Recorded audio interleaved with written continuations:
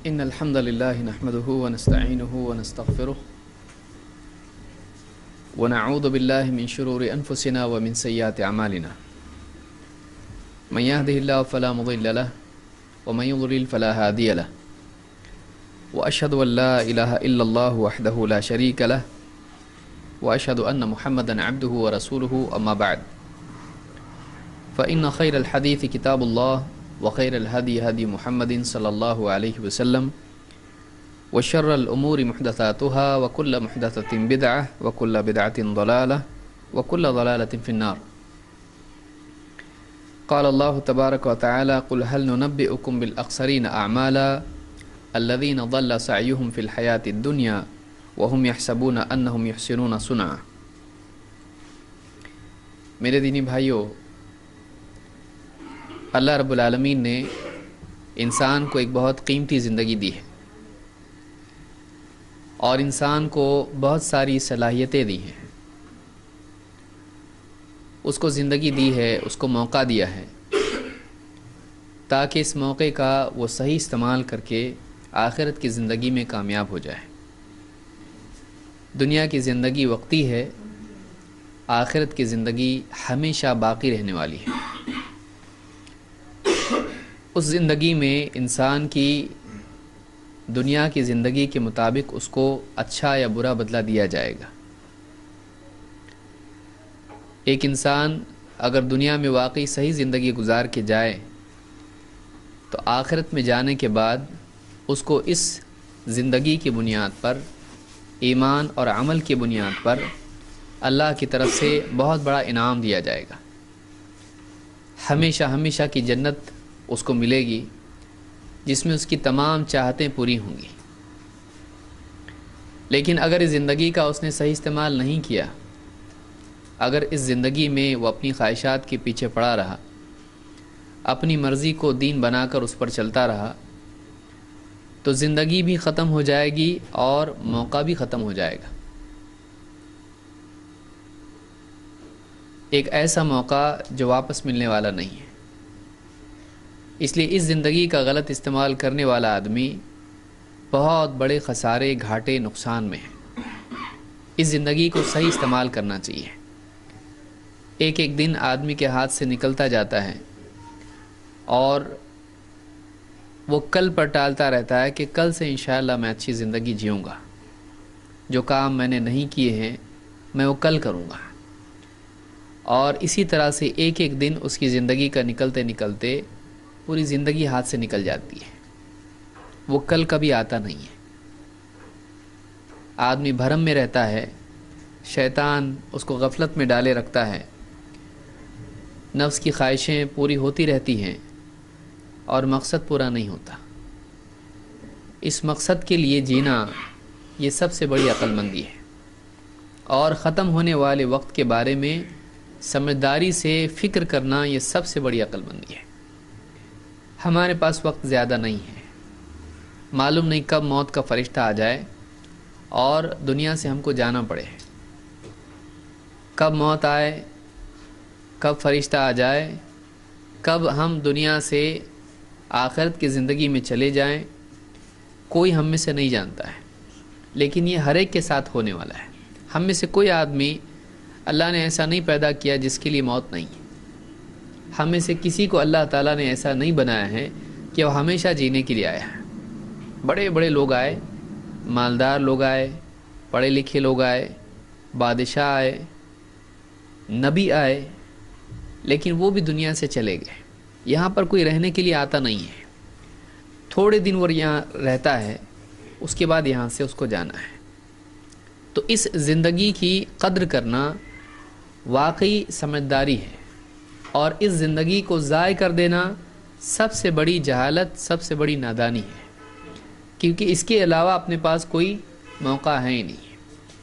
مثال کے طور پر ایک آدمی ہے، اس کے پاس ایک سامنے خزانہ ہے اور اس کے ہاتھ میں اس خزانے کی چابی ہے. اب اگر وہ آدمی اس چابی کو پانی میں، دریا میں، سمندر میں پھینک دے، اب بتائیے اس سے زیادہ جاہل کون ہوگا کہ اس آدمی نے اس خزانے کی چابی سمندر میں ڈال دی، اب وہ خزانہ اس کو نہیں مل سکتا ہے.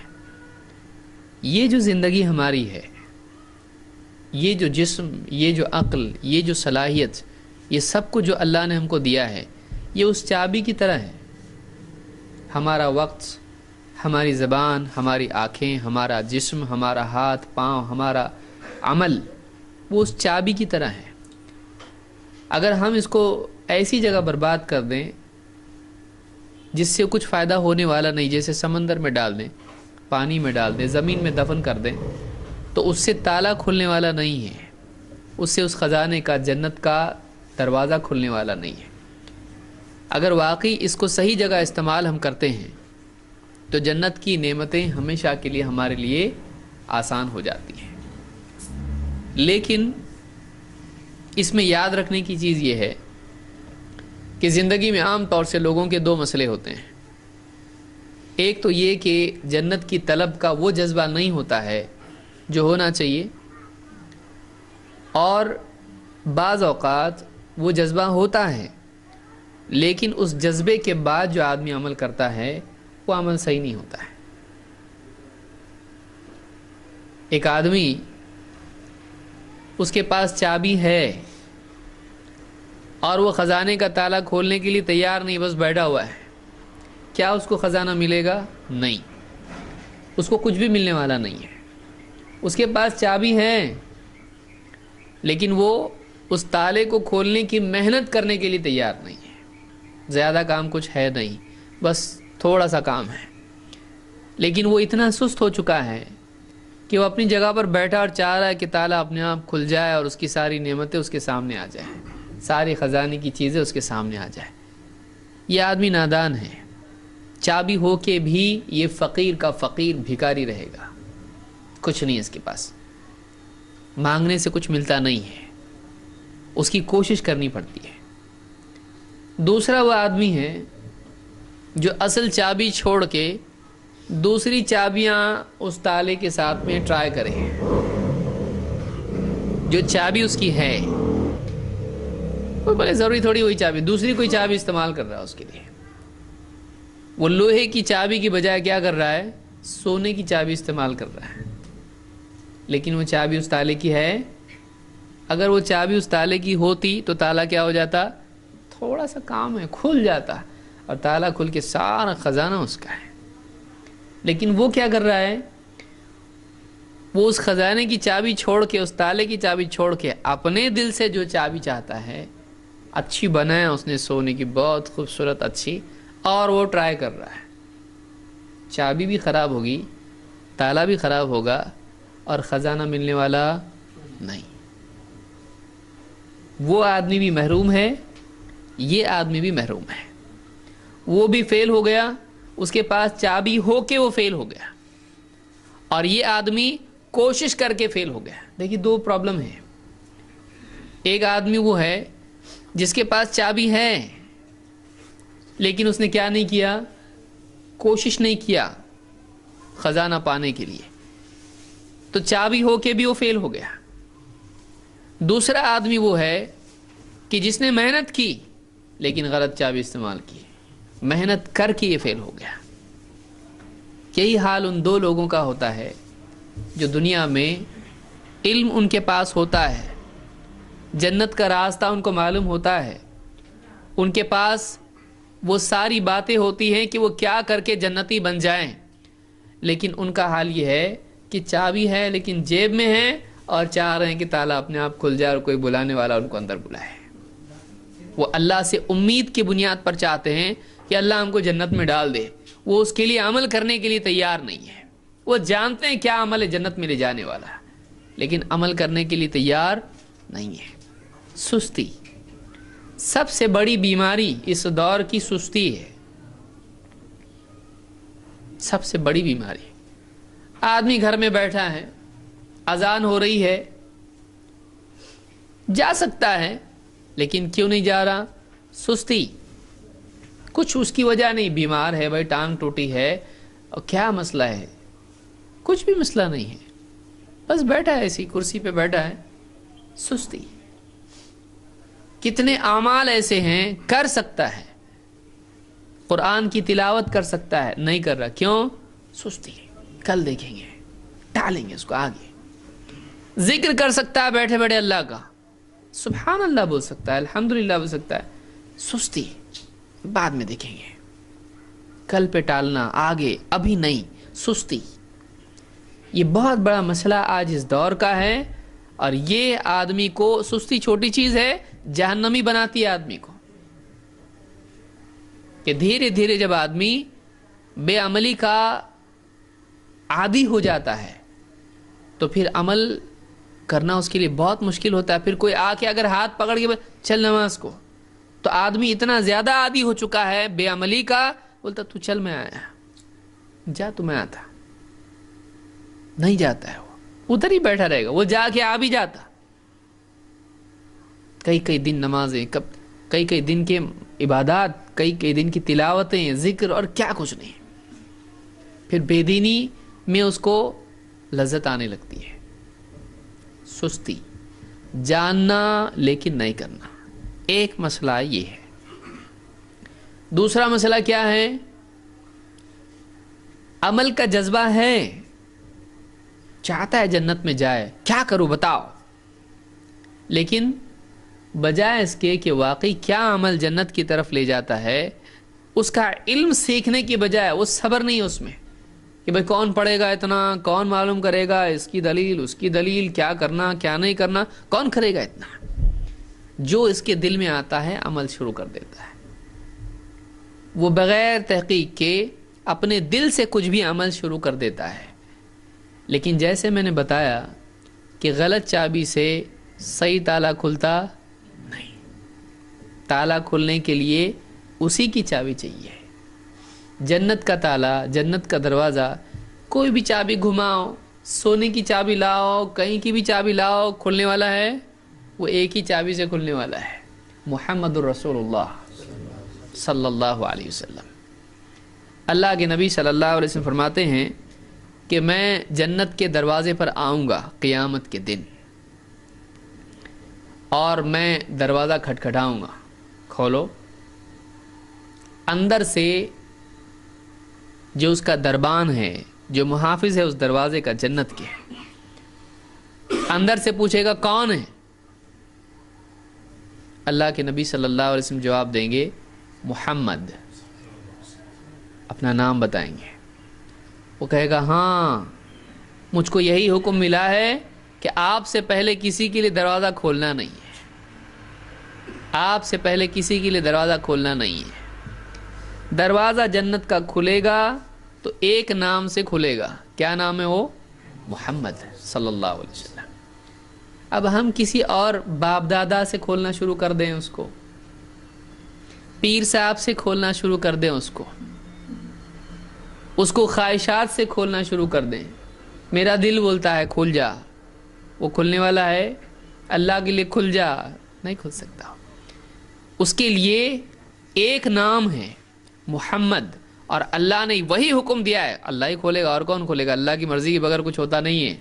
وہ داروغہ ہے وہاں پہ, محمد صلی اللہ علیہ وسلم خود بھی کھلوا رہے ہیں اس کو نہیں, آپ کا نام سن کے وہ کھولے گا, اللہ کے حکم سے کھولے گا. تو آج ہم دوسری چیزوں سے چاہ رہے ہیں کہ جنت ہمارے لیے کھل جائے, وہ ہونے والا نہیں ہے. تو پہلا پرابلم یہ ہے کہ آدمی جانتا ہے لیکن کرتا نہیں ہے. دوسرا پرابلم یہ ہے کہ آدمی کرتا ہے عمل, لیکن وہ عمل نہیں کرتا ہے جس سے واقعی فائدہ ہوتا ہے. ایسا عمل اللہ کے نزدیک مقبول نہیں ہے. آپ ریلوے اسٹیشن پہ گئے, اب ٹرین آپ کی آئی نہیں, اب تک آپ کے بچے نے آپ کا ہاتھ کھینچ کے بولا ابو وزن کرنا ہے مجھ کو, اپنا وزن کرنا ہے, ٹھیک ہے چلو میں بھی کرتا ہوں. گئے آپ, مشین رکھی ہوئی سامنے, آپ کے گھر کی مشین ہے نہیں, بنانے والے نے اس کو بنایا ہے, آپ کی مشین نہیں ہو. کیا کرنا پڑتا ہے؟ وہاں پڑھا آپ نے, اس پہ لکھا ہوا ہے 1 روپے کا سکہ, 50 پیسے کے 2 سکے, جو کمپنی نے طے کیا ہے وہ بتا دیا بھائی یہ سکے ڈالو اور ٹھہرو, اس کے اوپر وزن آپ کا آ جائے گا. کچھ زیادہ کرنے کی ضرورت نہیں, خالی کیا کرو آپ 1 روپے کا سکہ ڈالو اس میں, کچھ کرنے کی ضرورت نہیں ہے. اب آپ بولے میرے پاس 1 روپے کا سکہ تو ہے نہیں، میرے پاس 10 روپے کی نوٹ ہے، 10 روپے گئے تو بھی چلتا، بچہ بہت ضد کر رہا میرا، 1 روپے کا سکہ نہیں ہے، 1 روپے چھوٹا ہے، 10 روپے بڑے ہیں۔ 10 روپے کی نوٹ آپ نے نکالی، لے لے گڈو کا وزن،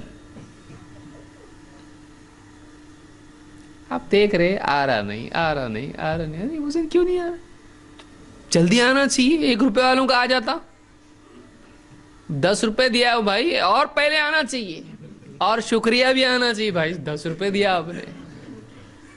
کچھ آ رہا ہے، مشین کی آواز بھی نہیں آ رہی، اندر کچھ پروسیس ہی نہیں ہو رہا ہے، ادھر ادھر آپ دیکھیں آئے گا؟ یہی حال اس جاہل کا ہوتا ہے جو آدمی کمپنی جو طے کی ہے اس سے ہٹ کے کچھ کرنے کی کوشش کرتا ہے۔ انسان کو پیدا کس نے کیا ہے؟ اللہ نے بنایا اس کو۔ جنت کس نے بنائی؟ اللہ نے بنائی۔ جنت میں جانے کے لیے جو سکہ چلنے والا ہے، آپ دوسرا کچھ بھی کرو، زیادہ کرو، زیادہ نہیں چاہیے، جو ہم بولے وہ چاہیے۔ آپ بتائیے 10 روپے بڑے ہیں کہ نہیں ہیں؟ اور 1 روپیہ چھوٹا ہے، 1 روپے سے آ رہا، 10 روپے سے کیوں نہیں آ رہا؟ آنا چاہیے کہ نہیں آنا چاہیے؟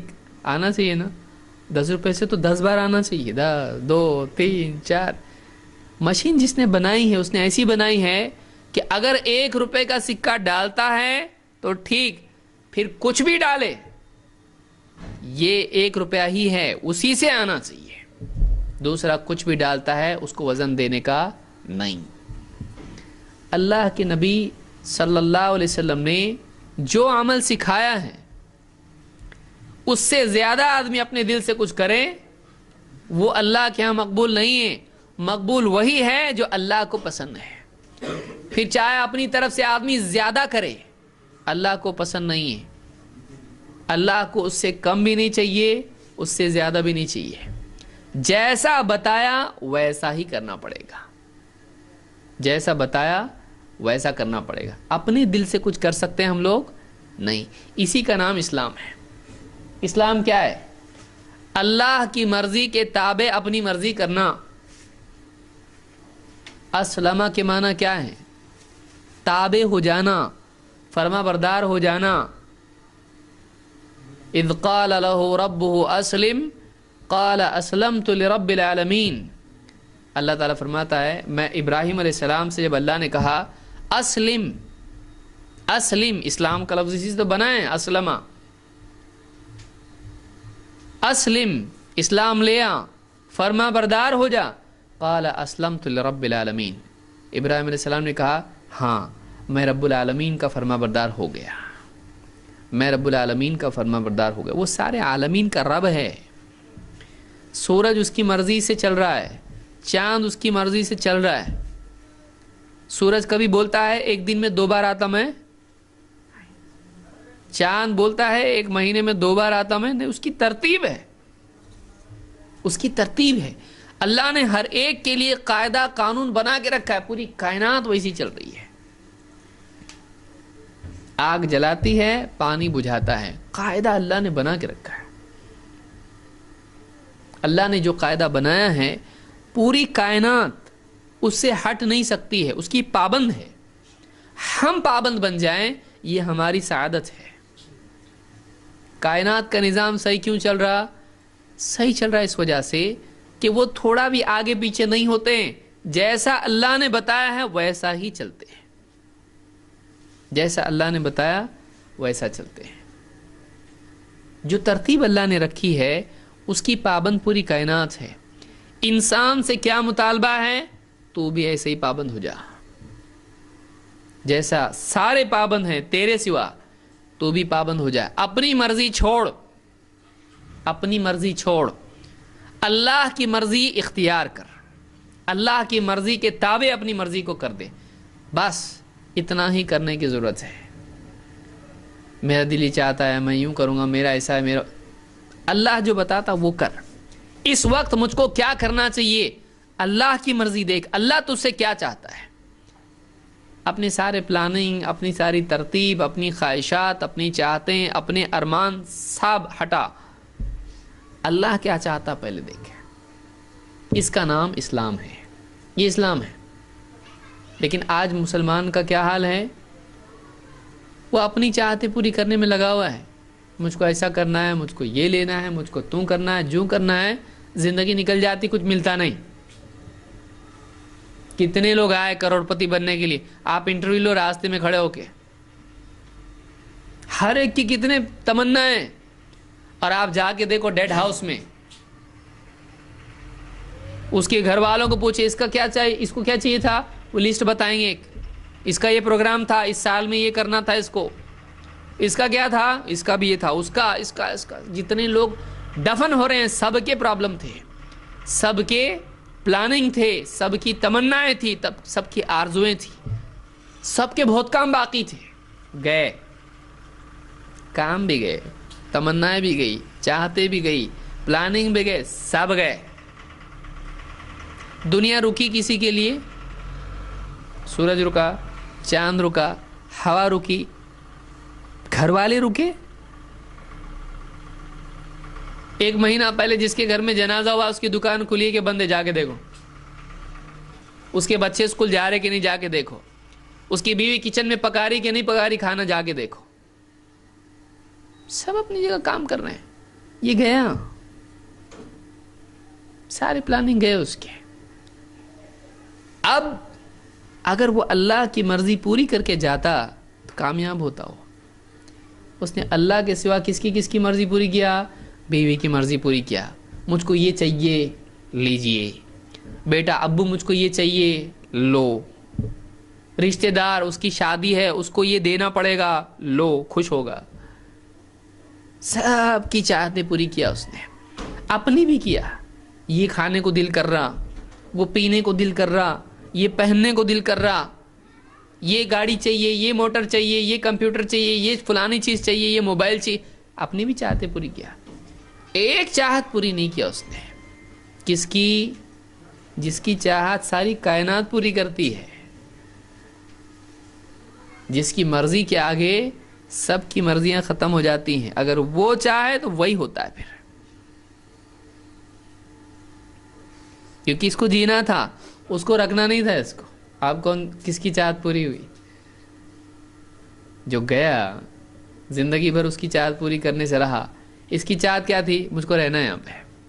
اس کی چاہت کیا تھی؟ اس کو رکھنا نہیں ہے، اس کو رکھنا نہیں ہے۔ کس کی چاہت پوری ہوئی؟ اس کی۔ لیکن یہ فیل ہو گیا، کیوں؟ اس لیے کہ اس نے اپنے دل سے اس کی چاہت پوری نہیں کی، یہ زندگی بھر اس سے بھاگتا رہا، پکڑا اس لے کے گیا فرشتہ۔ بھاگنے والے کو جب پکڑ کے لے جایا جاتا ہے تو مجرم ہوتا ہے، وہ مجرم کی طرح دنیا سے گیا، یہ بھاگ رہا تھا اللہ سے، کتنا بھاگے گا تو؟ فرشتہ آیا اٹھا کے لے کے گیا، یہ مجرم گیا۔ اور ایک وہ آدمی تھا جو اللہ کی طرف دوڑ رہا تھا، اللہ مل جائے مجھ کو، اور فرشتہ راستے میں مل گیا، چل یا ایتھا النفس المطمئنہ ارجعی الی ربک، کیونکہ وہ اس کا حال کیا تھا؟ ففروا الی اللہ، دوڑو اللہ کی طرف، وہ اللہ کی طرف دوڑ رہا تھا۔ فرشتہ آیا، اس کی دوڑ اور آسان ہو گئی، چل اب دوڑنے کی ضرورت نہیں، ہم لے جاتے تیرے کو، ہم لے جاتے اللہ کے پاس تجھ کو۔ یہ کیسا گیا؟ یہ مہمان کی طرح گیا ہے، عزت کے ساتھ گیا، اللہ نے اس کی دوڑ آسان کر دی، اس کو جلدی پہنچایا اللہ نے۔ لہذا دنیا میں سب سے عقل مند آدمی وہ ہے جو اللہ کی چاہت پوری کرنے کے لیے اپنی چاہت قربان کرنے کے لیے تیار ہو۔ مجھ کو یہ صحیح لگ رہا، اللہ نے بتایا یہ صحیح ہے، میں جو بول رہا ہوں صحیح نہیں ہے، اللہ جو بتایا وہ صحیح ہے۔ مجھ کو یہ کرنا ہے لیکن اللہ یہ چاہتا ہے، میرا ختم، اللہ جو بولتا ہے وہ، اللہ کا حکم سر آنکھوں پہ، اللہ کی چاہت، اللہ کی مرضی، اللہ کی رضا، یہ اگر آدمی کرتا ہے تو یہ آدمی عقل مند آدمی ہے۔ نہیں، دنیا بھی گئی، آخرت بھی گئی۔ اب بتائیے سب سے ناکام آدمی کون ہے؟ ایک آدمی ہے بس سٹاپ پہ کھڑا ہوا ہے, بس آئی رکی, یہ بولا اس میں بھیڑ ہے, دوسری بس میں جاتا ہوں میں. اب دوسری بس پیچھے بھی آئی, خالی, ایک دم سیٹ ایسی زبردست اے سی. چڑھا بس میں, پوچھا کون کہاں جا رہی بس, کہاں جانا ہے, وہاں جانا ہے, وہاں نہیں جاتی, ارے نہیں جاتی, اترو. گئی ہے بس, وہ بس جاتی اور آخری بس ہے وہ, اس کے علاوہ نہیں, پیدل جانا پڑے گا, آخری بس ہے وہ. بھاگا, وہ بھی نکل گئی. بیوقوف ہے کہ نہیں, نادان, ناکام. یہ بھی گئی, اے سی بھی گیا اور نان اے سی بھی گیا. اب وہ دونوں چیزوں سے محروم ہو گیا, نہ یہ ملا نہ وہ ملا. تو ایک آدمی کی دنیا بھی چلی جائے اور آخرت بھی چلی جائے تو جانے والی ہے, ختم ہونے والی ہے, یہ بس چھوٹنے والی ہے اپنی, بلکہ اس بس میں سے اتارنے والے اپنے کو. ہوا اترو, اب چلو فرشتہ آیا نیچے رکا, لے کے جا رہا تم کو, جاؤ, یہ اس گاڑی میں سے اترنا ہے ہم کو. دنیا میں کتنا چلائے گا گاڑی آدمی, اترنا ہے اس سے. لیکن وہ جنت والی گاڑی چھوڑ گئی, فیل ہو گیا. یہ وہ ایک ہی گاڑی ہے, وہ چھوڑ گئی تو تقدیر, اس کی قسمت لٹ گئی بولتے ہیں نا, برباد ہو گیا وہ. اور اللہ نے ایسے ہی لوگوں کا حال قرآن کریم کی اس آیت میں بیان کیا ہے جو میں نے شروع میں بیان کی. اللہ تعالیٰ فرماتا ہے, قل, اے نبی آپ بتاؤ لوگوں کو, هل ننبئکم بالاخسرین اعمالا, کیا ہم تم کو بتائیں کہ اعمال کے اعتبار سے سب سے زیادہ گھاٹے میں کون ہے.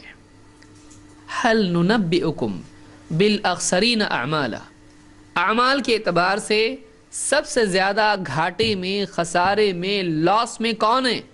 عمل کر کے بھی لاس میں کون ہے, بھاگ کے بھی نہیں, جو جن کو بس نہیں مل رہی, جو دوڑ کے بھی منزل تک نہیں پہنچ پا رہے ہیں, کر کے بھی نہیں مل رہا ان کو, کون ہے. جن کو کھیتی کر کے بھی کچھ نہیں, سب برباد.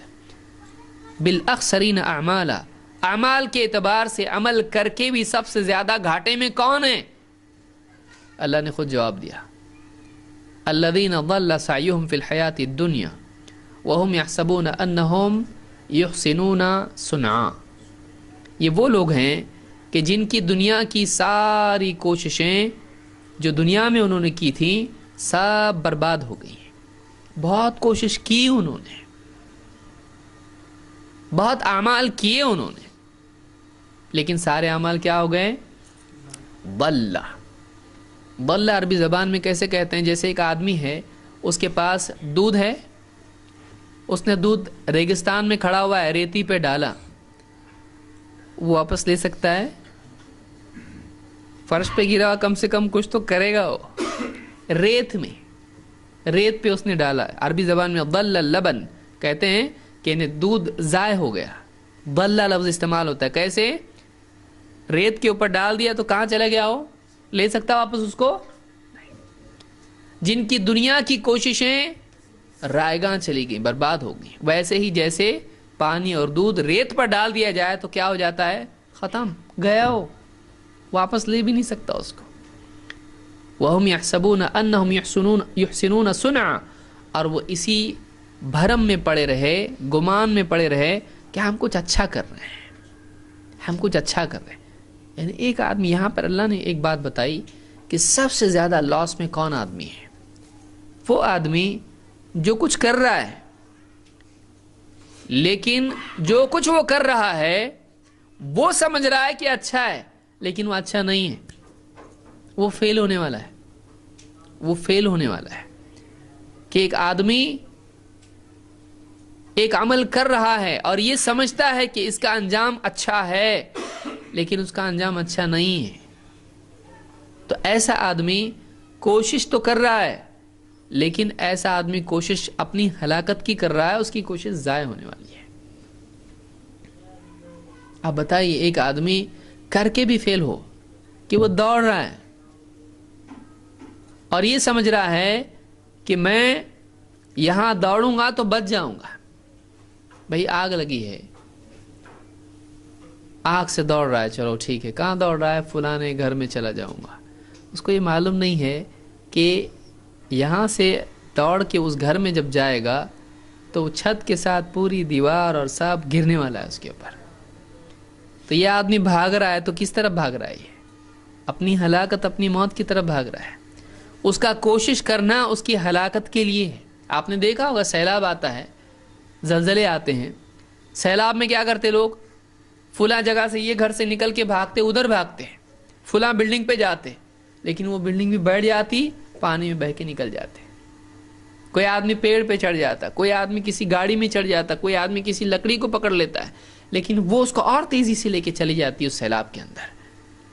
تو ایک آدمی جو کوشش کر رہا ہے وہ یہ سمجھ رہا ہے کہ یہ کوشش میری زندگی کی کوشش ہے، میری نجات کی کوشش ہے، میری کامیابی کی کوشش ہے، لیکن یہ کوشش اس کی کامیابی کی نہیں ہے، یہ کوشش اس کی بربادی کی ہے.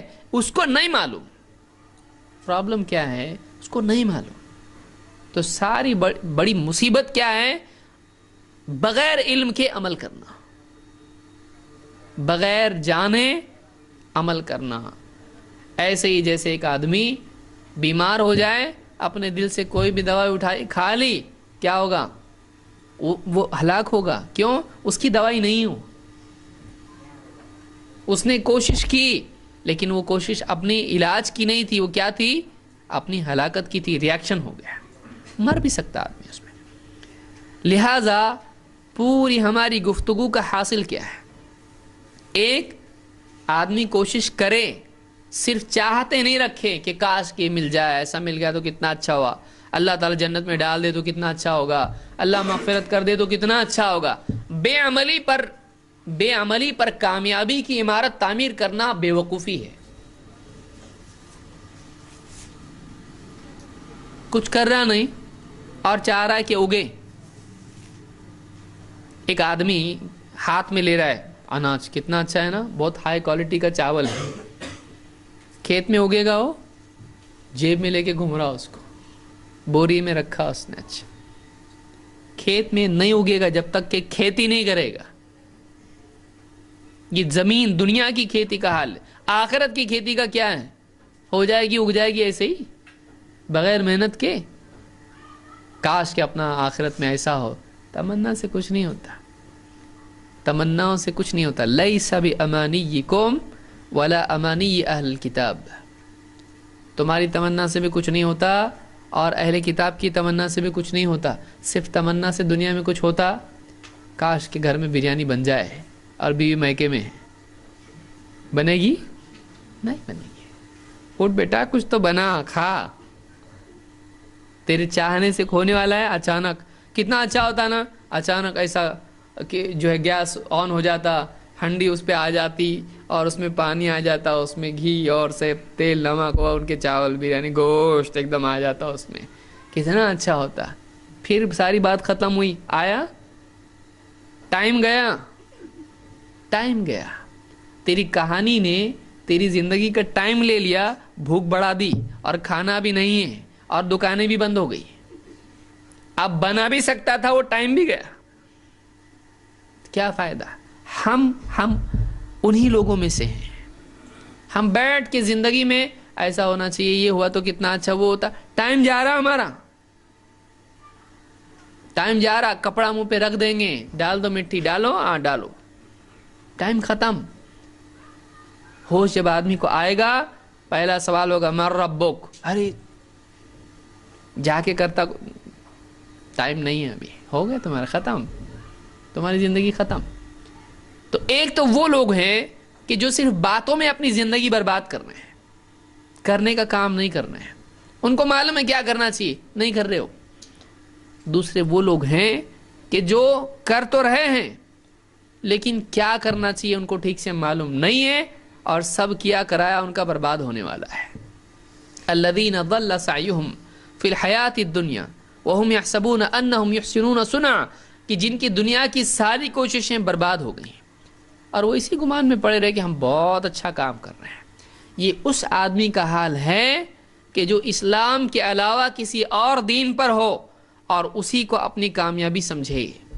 یہ اس آدمی کا حال ہے کہ جو اسلام میں ہے لیکن نبی کریم صلی اللہ علیہ وسلم کی سنت چھوڑ کے کسی اور طریقے پر چل کر چاہ رہا ہے کہ جنت میں جائے.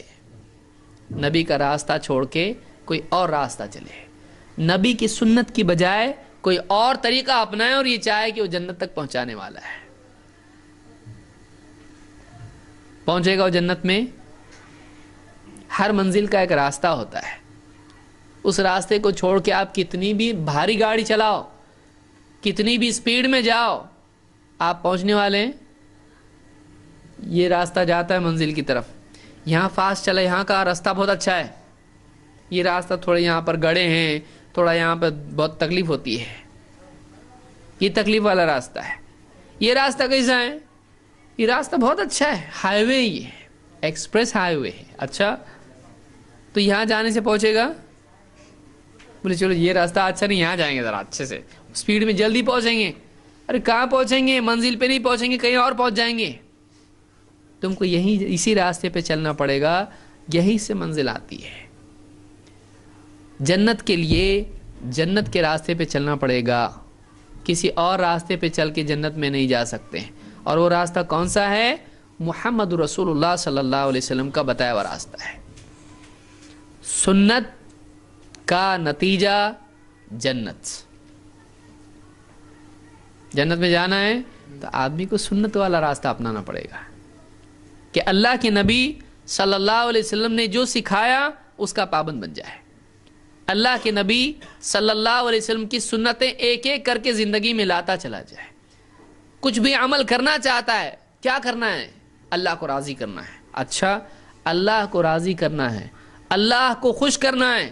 اللہ ایک ہی چیز سے خوش ہوتا ہے, وہ اللہ کے نبی صلی اللہ علیہ وسلم کا طریقہ ہے. اور قرآن میں اللہ نے اس کو بیان کیا ہے. اللہ نے قرآن کریم میں فرمایا, قل ان کنتم تحبون اللہ فاتبعونی یحببکم اللہ. اے نبی آپ کہو کہ اگر تم اللہ سے محبت کرتے ہو تو میری اتباع کرو, میری پیروی کرو, میرے پیچھے چلو. اللہ بھی تم سے محبت کرے گا. تو اللہ محبت کرے گا نبی کی اتباع پر اور کسی چیز پر نہیں. اللہ کو دوسرا پسند ہی نہیں کچھ. اللہ کو اگر پسند ہے تو محمد عربی صلی اللہ علیہ وسلم کا طریقہ پسند ہے. پھر کوئی آدمی یہ کرتا ہے, مجھ کو یہ اچھا لگتا ہے, میرے باپ دادا یہ کرتے تھے, لوگ ایسا کرتے ہیں, سماج ایسا کرتا ہے, فلانی چیز بہت اچھی, اس میں فائدہ زیادہ ہے, اس میں غلط کیا ہے, اس میں برا کیا ہے. کچھ بھی کر, ایک چیز کرے گا تو ہی اللہ خوش ہوگا, وہ کیا ہے؟ سنت. اس کے علاوہ تو کچھ بھی کر اللہ کو پسند نہیں ہے. وہ اللہ کو ایک ہی چیز پسند ہے, وہ اللہ کے نبی صلی اللہ علیہ وسلم کی سنت. اسی سے جنت کا دروازہ کھلنے والا ہے, اس کے علاوہ کچھ نہیں. سنت کے بالمقابل کیا ہیں؟ سنت کے بالمقابل ہے بدعت. بدعت کہتے کس کو ہے؟ بدعت کہتے ہیں دین کے کامل ہو جانے کے بعد اس میں اپنی طرف سے کوئی اضافہ تبدیلی کرنا. بدعہ کے معنی عربی زبان میں نئی چیز کے ہوتے ہیں. نئی چیز. دین کامل ہو چکا ہے کہ نہیں ہو چکا ہے؟ اللہ نے قرآن کریم میں فرمایا, الیوم اکملت لکم دینکم, آج میں نے تمہارے دین کو تمہارے لیے کامل کر دیا. دین کامل ہے, اللہ نے پورا دین دے دیا ہے. کیا کرنا چاہیے, کیا نہیں کرنا چاہیے, اللہ کس سے خوش ہوتا ہے, کس سے ناراض ہوتا ہے, کس سے جنت ملتی ہے, کس سے جہنم ملتی ہے, بتا دیا اللہ نے.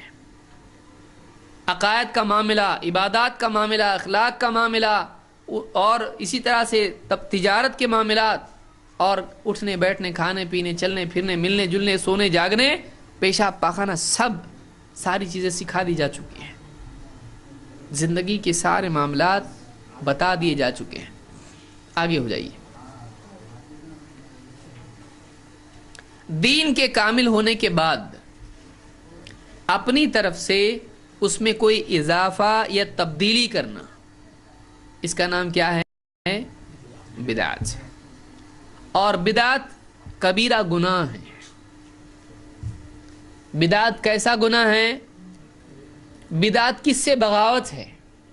बिदात अल्लाह से और उसके रसूल से बगावत है। देखिए अल्लाह ने वालेकुम सलाम, अल्लाह ने अपने नबी को दुनिया में भेजा और नबी को दीन दिया और अपने नबी सल्लल्लाहु अलैहि वसल्लम को लोगों के लिए उसवा और नमूना बनाया। ये हमारा बंदा है, इसको देख के चलो हम राजी होंगे। अल्लाह ने एक बंदे को भेजा, मोहम्मद रसूलुल्लाह सल्लल्लाहु अलैहि वसल्लम को, और आपके तरीक़े को सारी इंसानियत के लिए रहनुमाई करार दिया। अब एक आदमी उस तरीक़े की बजाय कुछ और नया लेकर आता है तो वो किसकी मुखालफत है? किसकी मुखालफत है? वो अल्लाह के रसूल सल्लल्लाहु अलैहि वसल्लम की मुखालफत है, वो नबी की नाकदरी है, वो नबी से बगावत है और अल्लाह को बिल्कुल पसंद नहीं है। लिहाजा क़यामत के दिन वही नबी जिसके तरीके के मुखालिफ कोई तरीका ईजाद आदमी करता है, इतना नाराज़ होंगे कि वो धुतकार देंगे। उस आदमी को अल्लाह के नबी सल्लल्लाहु अलैहि वसल्लम के हौज़ से, उस हौज़ से जाम कौसर पीना नसीब नहीं होगा। बिदाती का प्रॉब्लम क्या है? नुकसान क्या है उसका? अल्लाह के नबी सल्लल्लाहु अलैहि वसल्लम फरमाते हैं, अना फरतुकुम अलल हौज़, हौज़ कौसर पर तुम में सबसे पहले मैं पहुँचूँगा। क़यामत के दिन कौसर क्या है? इन्ना आतीना कल कौसर, अल्लाह ताला ने हमारे प्यारे नबी सल्लल्लाहु अलैहि वसल्लम को कौसर अता किया है। कौसर क्या है? आपने फरमाया ये एक नहर है जो जन्नत में है, जिसके किनारे खैमे लगे हुए हैं और प्याले हैं, प्याले रखे हुए हैं हौज़ पर। और वो जो यानी नहर है वो जन्नत में असलन, और उसका पानी निहायत ही लजीज, मीठा, लजीज, ठंडा, एकदम फरहत देने वाला है। ऐसा पानी है कि एक बार पीने के बाद कभी आदमी को प्यास नहीं लगेगी। अब बताइए वो कैसा पानी होगा? प्यास नहीं लगेगी, उसकी प्यास हमेशा के लिए ख़त्म, कभी वो प्यासा नहीं होगा। और वो जो नहर है, उस नहर का ताल्लुक़ होगा क़यामत के दिन उस हौज़ से जो अल्लाह के नबी सल्लल्लाहु अलैहि वसल्लम के यहाँ होगा, जिस पर आप सबसे पहले पहुँचेंगे। हशर का मैदान है, सूरज बिल्कुल करीब आ चुका है और एकदम परेशानी के हालात हैं, और अब लोगों का जन्नत जहन्नम का फ़ैसला होने वाला है और बिल्कुल घबराहट का माहौल है, और अल्लाह के नबी सल्लल्लाहु अलैहि वसल्लम वहाँ हौज़ कौसर पर मौजूद हैं। वह हौज़ ऐसा है कि बिल्कुल चौकोर है, बहुत दूर तक है, वो बहुत बड़ा है वो, और उसके जो मुंडेर है, उसकी जो हौज़ का होता है इस तरह से, जिस पर लोग बैठते भी हैं पानी लेने के लिए, उस पर प्याले रखे हुए। कितने प्याले हैं? आप फरमाते हैं कि आसमान में जितने सितारे हैं उतने प्याले हैं उसके ऊपर। इसकी ज़्यादा तफसील में मैं नहीं जाऊँगा क्योंकि हमारा असल मौजू नहीं ही है, और बहुत लजीज पानी है। आप फरमाते हैं कि मन वरदहु शरिब मिन्हु, जिस आदमी को उस हौज़ पर आने का मौका मिलेगा उसको उस हौज़ से पीना भी नसीब होगा, वो पानी पिएगा आदमी। और जो आदमी उसका पानी पिएगा, वो मन शरिब मिन्हु लम यज़मा बादहु अबदा, और जो उसका पानी पिएगा उसके बाद उसकी प्यास हमेशा के लिए ख़त्म कर दी जाएगी, वो कभी प्यासा नहीं होगा।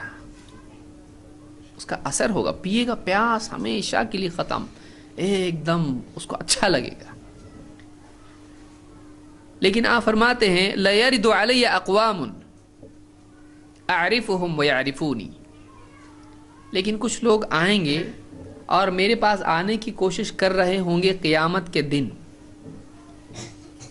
और मैं उनको देख के पहचान लूँगा, वो भी मुझको देख के पहचान लेंगे।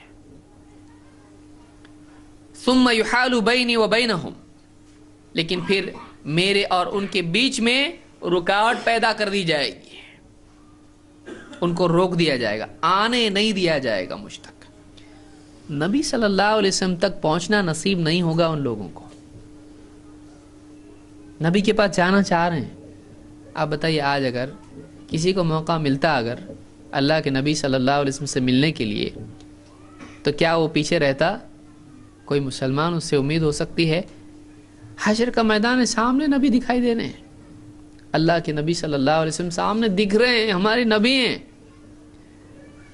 اور وہ آنے کی کوشش کرے گا کیونکہ پیاس بھی اتنی زیادہ ہوگی. قیامت کا دن ہے, اتنی, آپ بتائیے دھوپ میں آدمی کھڑا ہے, ایسی دھوپ جس میں کوئی سایہ نہیں.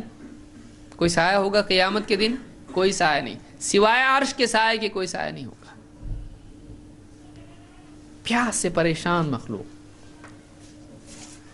وہ حوض پر آنے کی کوشش کریں گے, نبی کے پاس آنے کی کوشش کریں گے, اللہ کے نبی صلی اللہ علیہ وسلم سے ملنے کی کوشش کریں گے. آپ فرماتے ہیں ثم یحال بینی و بینہم, میرے ان کے بیچ میں رکاوٹ پیدا ہو جائے گی, ان کو آنے نہیں دیا جائے گا. فرشتے ان کو روکیں گے. فاقول انہم منی, میں فرشتوں سے کہوں گا کیوں روکتے ہیں ان کو, وہ تو میرے آدمی ہیں, میرے لوگ ہیں, میرے امتی ہیں, آنے دو ان کو, میرے ہیں وہ, پرائے نہیں ہیں وہ میرے ہیں. لیکن فرشتے کیا کہیں گے؟ فرشتے کہیں گے نہیں, انک لا تدری ما بدلوا بعدک, اے نبی آپ کو معلوم نہیں آپ کے بعد انہوں نے دین میں کیا کیا تبدیلیاں کر دی, آپ کو نہیں معلوم. انہوں نے دین میں چینجز کر دیے. آپ دین چھوڑ کے گئے تھے, انہوں نے آنے کے بعد اس دین میں چینج کر دیا, اپنے دل سے کچھ بھی داخل کر دیا دین کے اندر. انک لا تدری ما احدثوا بعدک, آپ کو نہیں معلوم انہوں نے دین میں کیا کیا بدعتیں نکال لی. اب آپ بتائیے فرشتوں کا جو جواب ہوگا. اللہ کے نبی صلی اللہ علیہ وسلم فرشتوں کے روکنے پہ ان کو کہہ رہے تھے آنے دو ان کو, میرے امتی ہیں, میرے لوگ ہیں یہ. لیکن جب فرشتے بتائیں گے آپ کو نہیں معلوم اللہ کے رسول ان لوگوں نے دین میں چینج کر دیا, اتنا ڈینجر گناہ کر کے آئے ہیں, ان کا گناہ چھوٹا نہیں ہے, یہ باغی ہیں اللہ کے, یہ باغی ہیں رسول اللہ صلی اللہ علیہ وسلم کے. انہوں نے تو پورا قانون ہی تبدیل کر دیا, انہوں نے قانون میں چینجز کیے, اللہ کے قانون میں, رسول کے قانون میں انہوں نے شریعت میں تبدیلی کر دی. انک لا تدری ما بدلوا بعدک, آپ کو نہیں معلوم انہوں نے کیا کیا چینجز کر دیے دین میں, آپ کو نہیں معلوم اللہ کے رسول. جب یہ جواب سنیں گے فرشتوں کا اللہ کے نبی صلی اللہ علیہ وسلم, تو آپ دیکھیے اللہ کے رسول صلی اللہ علیہ وسلم خود کہہ رہے تھے آنے دو, اب آپ ان سے بھی زیادہ سختی سے آپ کہیں گے سحقن سحقن لمن بدل بعدی, ایسا دور ہو جاؤ, دوری ہو ان لوگوں کے لیے جنہوں نے میرے بعد دین میں تبدیلیاں کر دی. اب تک تو صرف فرشتے روک رہے تھے, اب تک تو صرف فرشتے ان کو دور کر رہے تھے نبی سے. اب اگر نبی خود کہہ دے مت آؤ میرے نزدیک, آنے مت دو ان لوگوں کو میرے نزدیک, یہ برے لوگ ہیں, کیوں مت آنے دو ان کو؟ حدیث کے الفاظ دیکھیے, سحقن سحقن لمن بدل بعدی, دوری ہو ان لوگوں کے لیے جنہوں نے میرے بعد تبدیلی کی. میرے بعد تبدیلی کرنا دین میں اتنا بڑا جرم ہے کہ ان لوگوں کو میرے قریب بھی آنے مت دو, ان کو میرے قریب آنے مت دو, ان کو دور کرو. تو معلوم یہ ہوا کہ بدعت دنیا میں سنت سے دور کرتی ہے, قیامت کے دن نبی کریم صلی اللہ علیہ وسلم سے دور کرتی ہے, اور جنت سے دور کرتی ہے. جنت میں نہیں جائے گا, حوض کوثر پہ نصیب نہیں ہو رہا, آپ بتائیے کیسے جنت میں جائے گا؟ ساری سزا مل کے اگر وہ اسلام پہ تھا, ساری سزا بھگت کے پھر اللہ چاہے تو جنت میں ڈالا جائے گا, ورنہ نہیں. لہذا بدعت چھوٹی چیز نہیں ہے, بدعت چھوٹی چیز نہیں ہے. ایک آدمی ہے وہ چوری کرتا ہے, دھوکہ دیتا ہے, گناہ ہے, گورنمنٹ اس کو, حکومت اس کو, بادشاہ اس کو سزا دیتا ہے, چوری کیا اس کی سزا ہے, یہ اس کی سزا ہے. اب وہ آدمی اپنی طرف سے نقلی نوٹ چھاپتا ہے اور یہ بولتا ہے کہ یہ حکومت کی طرف سے. آپ بتائیے زیادہ سخت ناراض حکومت کس سے ہوتی ہے؟ چوری کرنے والے بہت سارے لوگ چوری کرتے ہیں، لیکن اس آدمی کا گناہ زیادہ بڑا مانا جاتا ہے. کیوں؟ اس لیے کہ اس نے گورنمنٹ سے فراڈ کی کوشش کی ہے. اس نے عام لوگوں سے نہیں، اس نے حکومت سے، بادشاہ سے جھوٹا سکہ یہ چلا رہا ہے، جھوٹی نوٹ یہ چلا رہا ہے. یہ آدمی زیادہ خطرناک مجرم ہے. یہ آدمی باغی مانا جاتا ہے گورنمنٹ کا. آپ بتائیے کوئی آدمی کسی سے پیپر پہ لکھا کے لے لے کچھ بھی غلط باتیں، غلط ہے، وہ گناہ گار ہے وہ. لیکن اپنی طرف سے نقلی بانڈ پیپر آدمی بنائے، کورٹ چھوڑتی اس کو، وہ بڑا گناہ گار ہے. کیوں؟ اس نے تو چیٹنگ پبلک سے نہیں کیا، اس نے چیٹنگ گورنمنٹ سے کیا، اس نے بغاوت کیا ہے. یہ لوگوں کا مجرم نہیں ہے، یہ حکومت کا مجرم ہے. جو آدمی شراب پی رہا ہے، چوری کر رہا ہے، جوا کھیل رہا ہے، یہ گناہ گار ہے، برا ہے یہ. لیکن اس سے بڑا گناہ گار وہ ہے جو اللہ کے دین کو چینج کر دے رہا، جو اللہ کے دین کو چینج کر رہا. جو آدمی نماز کو نہیں جا رہا ہے برا ہے، لیکن جو آدمی مسجد توڑ رہا ہے، جو آدمی مسجد خراب کر رہا ہے، قبلہ بدل رہا ہے. بھائی دو آدمی ہیں، ایک آدمی ہے جو نماز نہیں پڑھ رہا ہے، گناہ گار ہے کہ نہیں ہے، اور دوسرا آدمی وہ ہے جو سب کو بول رہا ہے ادھر مت پڑھو نماز، ادھر پڑھو، دوسری طرف قبلہ ہے. بڑا مجرم کون ہے؟ انفرادی گناہ ہے، اس کا نماز نہیں پڑھنا اس کا اپنا گناہ ہے. لیکن ایک آدمی قبلہ ہی بدل دے رہا ہے، وہ دین میں چینجز کر دے رہا ہے. وہ آدمی اگر نماز پڑھے بھی تب بھی گناہ گار ہے، کیونکہ یہ آدمی دین ہی کو چینج کر رہا ہے، یہ دین کا ڈھانچہ بدل رہا ہے. یہ بڑا مجرم ہے کیونکہ اللہ کی طرف سے بھیجی ہوئی چیز کو چینج کر رہا ہے.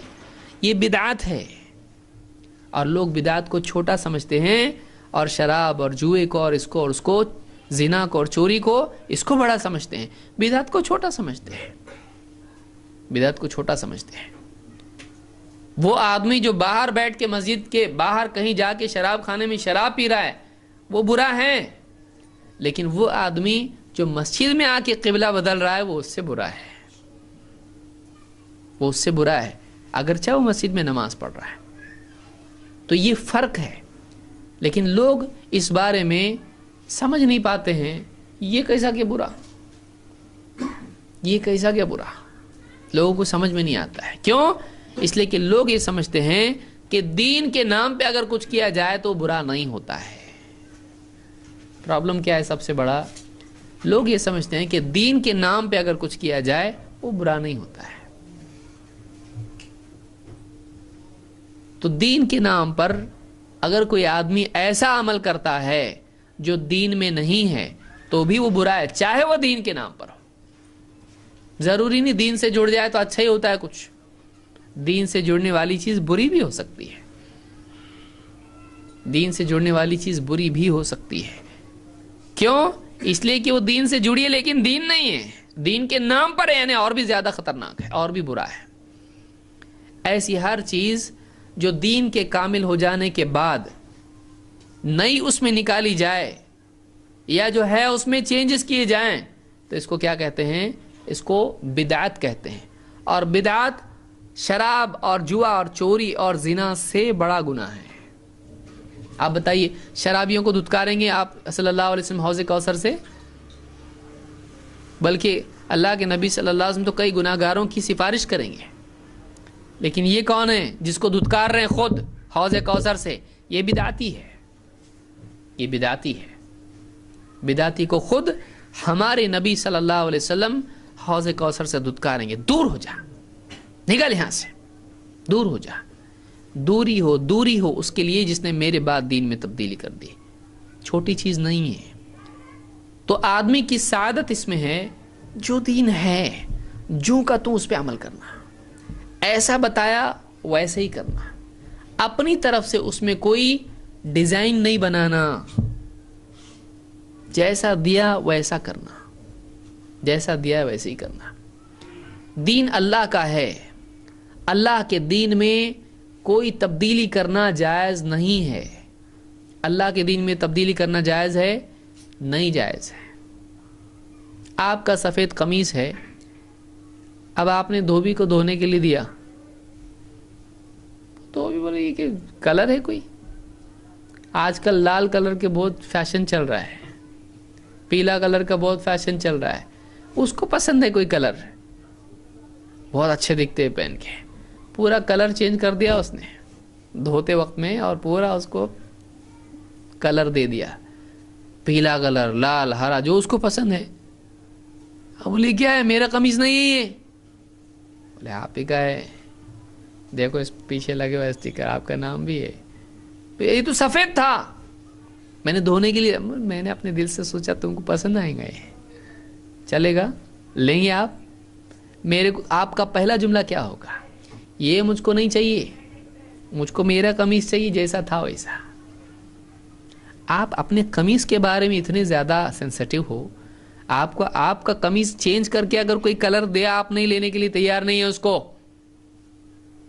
آپ اللہ کے دین میں چینج کر کے چاہتے ہو کہ اللہ اس کو قبول کرے؟ آپ کے شرٹ سے زیادہ گیا گزرا اللہ کا دین ہے۔ آپ سوچئے کہ ہم اللہ کے دین میں تبدیلی کریں، نماز میں اپنی طرف سے تبدیلی کر لیں، روزے میں اپنی طرف سے تبدیلی کر لیں، قرآن کی تلاوت میں تبدیلی کر لیں، اپنے دل سے کچھ بھی نکالیں اور یہ کہیں کہ اللہ دین تیرا لے، جنت میں ڈال ہم کو۔ اللہ ڈالیں گا ہم کو جنت میں؟ کیسا ڈالے گا اللہ جنت میں؟ اللہ نے جو دین دیا ہے اللہ کو وہ چاہیے، دوسرا نہیں چاہیے۔ تو بدعت آدمی کے عمل کو برباد کر دیتی ہے۔ اللہ کے نبی صلی اللہ علیہ وسلم فرماتے ہیں من عمل عملا لیس علیہ امرنا فہو رد، جو کوئی ایسا عمل کرے جو ہم نے کرنے کے لیے کہا نہیں تو وہ رد ہو جائے گا، قبول نہیں ہوگا، ہمیں بولے نہیں کرنے کے لیے۔ پبلک کیا بولتی ہے، ہم یہ کر رہے ہیں، منع نہیں ہے تو چلتا۔ دیکھیے لوگوں کی غلط فہمی کیا ہے، لوگ کیا کرتے ہیں کہ ہم قرآن خوانی کر رہے ہیں، ہم فاتحہ دے رہے ہیں، کھانا وانا رکھ کے سورہ فاتحہ پڑھ کے سب یہ وہ کر کے کچھ تو سورہ فاتحہ، درود، 4 قل وغیرہ وغیرہ جو بھی چیزیں ہیں، اور کھانے کے اوپر یہ ساری چیزیں کی جاتی ہیں۔ تو اس میں برا کیا ہے؟ آدمی کیا سوچتا ہے اس میں برا کیا ہے؟ تھوڑا آگے آ جائیے، جو پیچھے سے آنے والے ہیں ان کے لیے جگہ بنائیے، ہو سکتی ہے جگہ، دل میں ارادہ کریں جگہ ہو جاتی ہے۔ دل میں جگہ ہے تو پھر گھر میں بھی جگہ ہے، دل میں جگہ نہیں تو دروازے سے ہی آدمی بولتا ہاں السلام علیکم، لیکن دل میں جگہ ہو تو سب جگہ بن جاتی ہے، آنے والوں کے لیے جگہ بنائیے۔ تو ایک آدمی ایسا عمل کرے جو اللہ کے نبی صلی اللہ علیہ وسلم نے کرنے کے لیے نہیں کہا، تو کیا وہ قبول ہوگا؟ نہیں۔ بہت سارے لوگ کیا کہتے ہیں کہ ہمارے نبی نے منع کدھر کیا اس کو، تو منع نہیں کیے کا مطلب چلتا ہے۔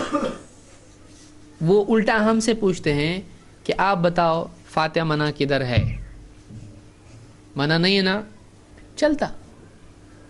تو ہر وہ چیز جو منع نہیں ہو وہ چلتا۔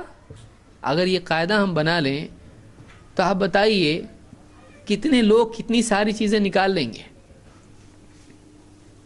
مثال کے طور پر کوئی آدمی کل کو براؤن شوگر، آپ جانتے ہیں گرد، اتنے بولے والے تو نہیں، سب کو معلوم ہوگا، نشے کی انجیکشن لگاتے ہیں لوگ، اور اسی طرح سے بہت ساری چیزیں کھاتے اور ایک دم وہ اپنی دنیا، دوسری دنیا میں چلے جاتے ہیں لوگ۔ کیا قرآن و حدیث میں ہے کہ یہ منع ہے؟ نام لے کے ہے براؤن شوگر، ہے ایسا؟ نہیں ہے۔ کوئی آدمی بولے دیکھو یہ بیئر ہے، یہ بیئر ہے، اچھا تو بولے پینا منع ہے بھائی، یہ بتا ہم کو، قرآن میں بتاؤ، حدیث میں بتاؤ ہم کو۔ قرآن میں ہے بیئر منع، حدیث میں بیئر منع اور اس کے پورے نام میں گنا سکتا ہوں، یہ سب منع ہے. تو کوئی آدمی نے کہا بھائی ایسا نام لے کے تو نہیں کہ یہ منع ہے، قاعدہ ہم کو بتایا گیا ہے. کیا قاعدہ ہے؟ اللہ کے نبی صلی اللہ علیہ وسلم نے قاعدہ فرمایا کہ کل مسکر خمر و کل خمر حرام، ہر نشے والی چیز خمر ہے اور ہر خمر حرام ہے. تو قاعدہ کیا ہے؟ ہر نشے والی چیز. اب اس کا نام بتانے کی ضرورت ہے؟ نام بتانے کی ضرورت نہیں ہے، اس کا قاعدہ بتا دیا. اس قاعدے میں اگر کوئی چیز فٹ بیٹھتی ہے تو کیا ہو جائے گی؟ وہ یہاں قاعدہ کیا بتا دیا اللہ کے نبی صلی اللہ علیہ وسلم نے؟ جو کام ہم نے کرنے کے لیے نہیں کہا وہ اگر کوئی آدمی کرتا ہے دین کے نام پر، وہ قبول ہوگا؟ تو اب قاعدہ کیا ہوا کہ جس کا حکم نہیں ہے وہ قبول نہیں ہوگا. اب اگر ہم کوئی آدمی فاتحہ دے رہا ہے وہاں پہ، ہم اس کو پوچھیں گے، اب فیصلہ کرنا یہ صحیح ہے کہ غلط ہے. ہم اس سے پوچھیں گے اللہ کے نبی صلی اللہ علیہ وسلم نے ایسا کرنے بولے؟ اب وہ بول سکتا ہے منع کدھر ہے؟ نہیں، اس کو بتانا پڑے گا. قاعدہ یہ ہے اگر کرنے کو کہا ہے تو قبول، نہیں کہا ہے تو قبول نہیں، کیونکہ نبی نے قاعدہ دیا ہم کو. یہ دیکھیے یہ بہت بڑی غلط فہمی ہے، اس کو سمجھ لیجیے، اچھی طرح سے سمجھ لیجیے اس بات کو کیسے سمجھانا چاہیے آپ کو. جیسے شراب کی مثال آپ کو سمجھ میں آئی، بیئر کی مثال اس کو یاد رکھیے. اب دوسری یہ مثال یاد رکھیے، کوئی بھی چیز. آپ کوئی آدمی ہے نہ بولے کہ فاتحہ کو دیکھو کس سے ملا رہے ہیں. فاتحہ کو کس سے نہیں ملا رہے. فاتحہ ہماری بالکل زندگی کا حاصل ہے. ہمارے نزدیک فاتحہ فرض ہے. بولیں گے کیا ان کو کیا ہوا؟ فاتحہ ہمارے نزدیک فرض ہے، لیکن کہاں؟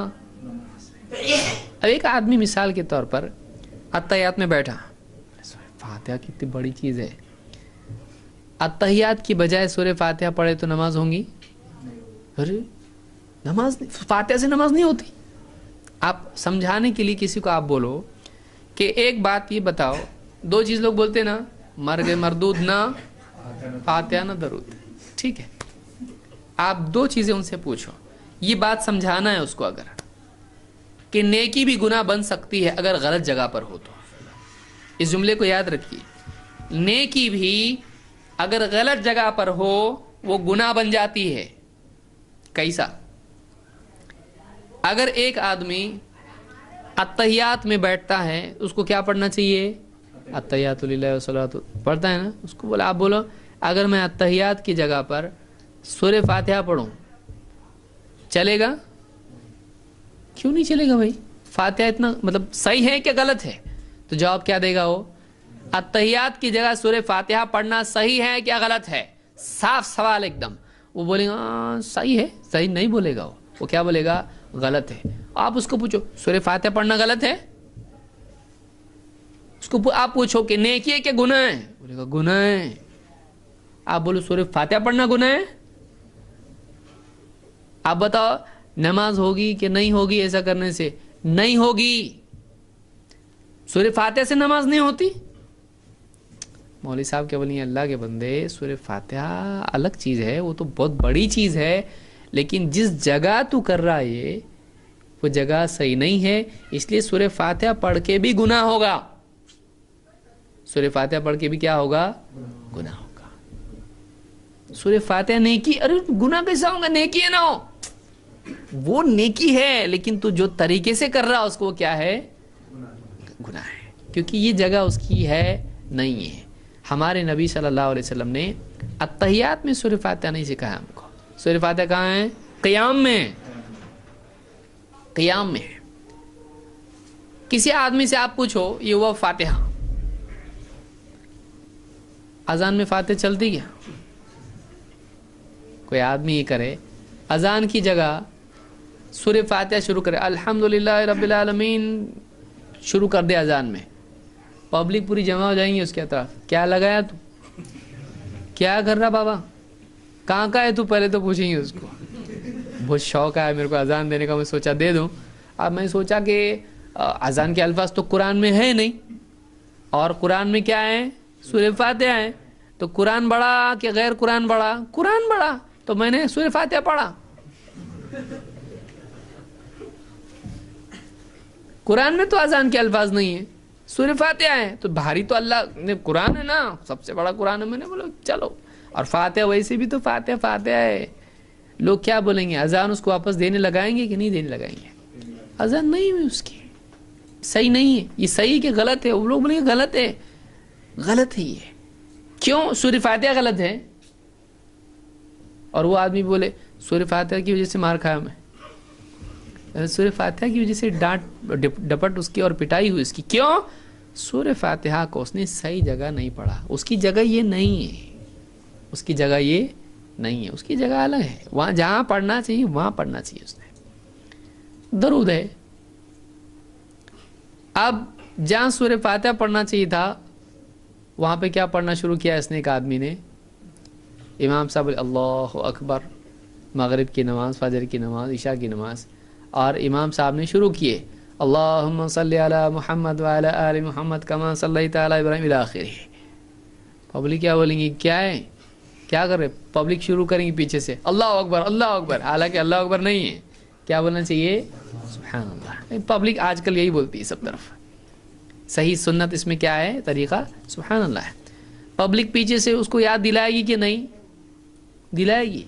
امام بولے میں تو پڑھوں گا، رکو سجدے سب، کئی تو نماز میں سے کھڑے ہو جائیں گے، ایسے کیا کر رہا ہے، نئی چیز کہاں سے لائے امام صاحب؟ طبیعت تو ٹھیک نہیں آج، نماز کے بعد سب کیوں نہیں امام صاحب نماز نہیں ہوئی؟ کیوں نہیں ہوئی؟ سورہ فاتحہ کی جگہ کیا پڑھے تم؟ درود پڑھے۔ صحیح ہے یہ؟ غلط ہے۔ ایسا کوئی کرے، کوئی کرتا نہیں ہے، جاہل گنا جائے گا۔ کیوں؟ اس لیے کہ یہ جگہ اس کی نہیں ہے۔ منع ہے سورہ فاتحہ کی جگہ درود پڑھنا؟ آپ اس سے پوچھئے منع ہے کہ درود پڑھنا؟ بولیں گے منع نہیں، پر ایسا تو ہے ہی نہیں، ایسا ہم نے کبھی سنے نہیں۔ کتنے بڈھے لوگوں کو پکڑ کے لائیں گے جو نماز کو نہیں آتے، چاچا کبھی تم نے دیکھے کیا ایسا؟ ارے میں کبھی دیکھا نہیں، میری عمر 100 سال کی ہوئی، 100 سال میں کبھی دیکھا نہیں، کہاں سے لائے امام کو؟ نکالو اس کو۔ کیوں نکالو اس کو؟ کیا گناہ ہے بیچارے کا؟ اس نے درود پڑھا کر کے نکالے اس کو۔ درود پڑھنا گناہ ہے؟ درود پڑھنا گناہ نہیں ہے، سورہ فاتحہ کی جگہ درود پڑھنا گناہ ہے۔ ٹھیک ہے میں سورہ فاتحہ اس کے بعد پڑھتا، پہلے درود پڑھتا زور سے، چلیں گا؟ وہ بھی نہیں چلیں گا۔ اب تو پڑھ رہا نا سورہ فاتحہ برابر، اس کے پہلے زور سے درود پڑھ رہا، نہیں چلتا۔ درود کی جگہ تحیات ہے، یہ نہیں ہے۔ کتنا آسانی سے سمجھ میں آتا، باقی جگہ کیوں نہیں آتا؟ بلکہ آپ دیکھیے بہت سارے ہمارے حنفی بھائی، ان کو علماء کی طرف سے فتویٰ کیا ہے؟ اتحیات میں بیٹھا ہوا ہے، پہلے اتحیات میں، ظہر میں، عصر میں، یا جو بھی نماز ہے، اب اس کو کیا بولتے ہیں؟ پہلے اتحیات میں جو 2 رکعتوں کے بعد ہوتا ہے، شروع میں کیا پڑھتا ہو؟ اتحیات للہ والصلاۃ، ہو گیا؟ ہونے کے بعد میں اس کے بعد اگر فتویٰ کیسا دیتے ہیں؟ تو نے اگر اللہم صلی علی محمد پڑھا تو تیرے سے غلطی ہو گئی، کیا کرنا پڑے گا تجھ کو؟ سجدہ سہو کرنا پڑے گا۔ سجدہ سہو کا مطلب کیا؟ غلطی کا سجدہ۔ اچھا، مطلب اللہم صلی علی محمد بولنا غلطی ہے؟ وہ غلطی نہیں ہے، یہاں غلطی ہے ان کے حساب سے، ہمارے حساب سے تو وہ بھی نہیں ہے۔ ہمارے حساب سے پہلے اتحیات میں بھی آدمی درود پڑھنا چاہیے، بہتر ہے۔ پڑھ لیا تو بہت اچھی بات ہے، نہیں پڑھا تو بھی نماز ہوتی ہے۔ تو اب اس سے پوچھیے، آپ کوئی بھی آدمی جو آپ کو بولتا ہے، اس سے آپ کہو، وہ جو بولتا ہے آپ سے پوچھتا ہے سورہ فاتحہ پڑھنا، قرآن پڑھنا غلط کیا؟ ٹھیک ہے، ایک بات میں آپ سے پوچھتا ہے، اب آپ جواب دو، اس کو آپ بولو، آپ اس کو بولو بھائی امام صاحب سے جا کے پوچھ، اگر میں نے پہلے اتحیات میں اللہم صلی علی محمد بولا اتحیات کے بعد، یہ میری غلطی گنی جائے گی کہ نہیں؟ جائز ہے کہ نہیں؟ صحیح ہے کہ غلط؟ امام صاحب جواب کیا دینا چاہیے؟ یہی جواب دیں گے، وہ ان کے نزدیک یہی ہے کہ یہ تیری غلطی ہے، اگر سجدہ سہو نہیں کیا تو تیری نماز نہیں ہوگی۔ کس وجہ سے نماز نہیں ہو رہی؟ दुरूद पढ़ने से नमाज नहीं हो रही? दुरूद पढ़ना गलती है। इमाम क्या बताएगा, इस जगह ये नहीं है, हालांकि है वहां पे, और इस जगह दुरूद नहीं पढ़ना चाहिए, लिहाजा तेरी नमाज नहीं हुई है। तो उनके नजदीक अब उससे अगर पूछा जाए क्या, अब सवाल देखिए क्या है, दूसरा सवाल, अगर वो बोलता है इस जगह नहीं पढ़ना चाहिए, आप उससे सवाल पूछिए, आप बोल रहे थे मेरे को उस दिन ये फातिहा देना मना किधर है, मैं अब आपसे पूछता हूँ क्या पहले अत्तहियात में दुरूद पढ़ने से अल्लाह के नबी सल्लल्लाहु अलैहि वसल्लम ने मना किए? अल्लाह ने मना किया, नबी सल्लल्लाहु अलैहि वसल्लम ने मना किए? मना है ये नहीं, फिर कैसा बोले आप गलती हुई? किसने बोला आपको गलती हुई? आप वहाँ फातिहा देने के वक्त में आप वहाँ पकड़ लिए मुझको, मना किधर है? अब मैं आपको यहाँ पूछ रहा हूँ कि ये मना किधर है?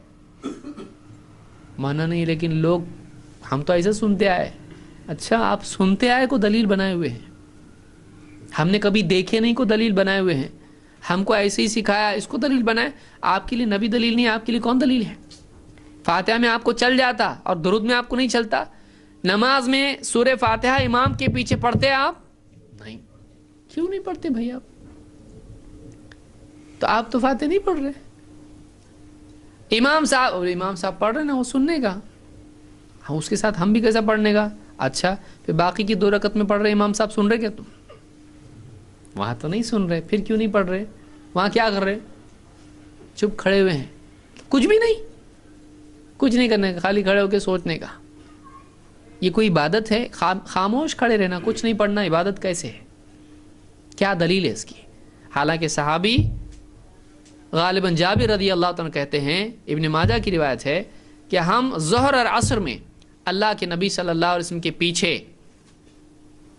पहली 2 रकतों में सूरह फातिहा और सूरा पढ़ते थे और बाद की 2 रकतों में सिर्फ सूरह फातिहा पढ़ते थे। पहली 2 रकतों में ज़ोहर और असर में सूरह फातिहा और सूरत, और बाद की 2 रकतों में सिर्फ सूरह फातिहा पढ़ते थे। तो पढ़ते थे वो लोग, तुम क्यों नहीं पढ़ रहे भाई? मना है पढ़ना? नहीं, पढ़ना मना नहीं है।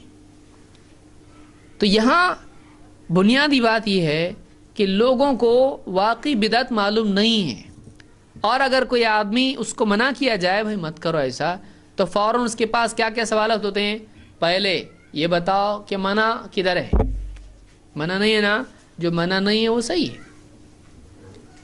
हालांकि कई जगहों पर वो खुद इस उसूल को अपना लेता है। तो हमारे बारे में कहा जाता है मर्ग मरदूद, ना फातिहा ना दुरूद। हम सूरह फातिहा पढ़ते हैं नमाज में उसकी जगह पर। हमारे यहाँ सूरह फातिहा के बगैर नमाज ही नहीं होती है। आपके यहाँ होती है? होती है, मुक्तदी की हो जाती। 2, हमारे यहाँ बगैर दुरूद के नमाज नहीं होती है, दुरूद लाजिम है। हाँ, दूसरे अत्तहियात में लाजिम है, और पहले में अत्तहियात पे उठने का सबूत भी है, तशहुद के बाद उठने का सबूत अल्लाह के नबी सल्लल्लाहु अलैहि वसल्लम से है। बहरहाल ये तफसीली मसला है। तो इसमें अब बल्कि दोनों में पढ़ना हमारे नज़दीक बेहतर है, लेकिन इनके नज़दीक जो हमको कह रहे हैं कि मरदूद हैं, ये दुरूद नहीं पढ़ते हैं, उनके नज़दीक पहले अत्तहियात में दुरूद पढ़ना गलती है। तो उन लोगों को जब पूछा जाए तो जवाब क्या होता है?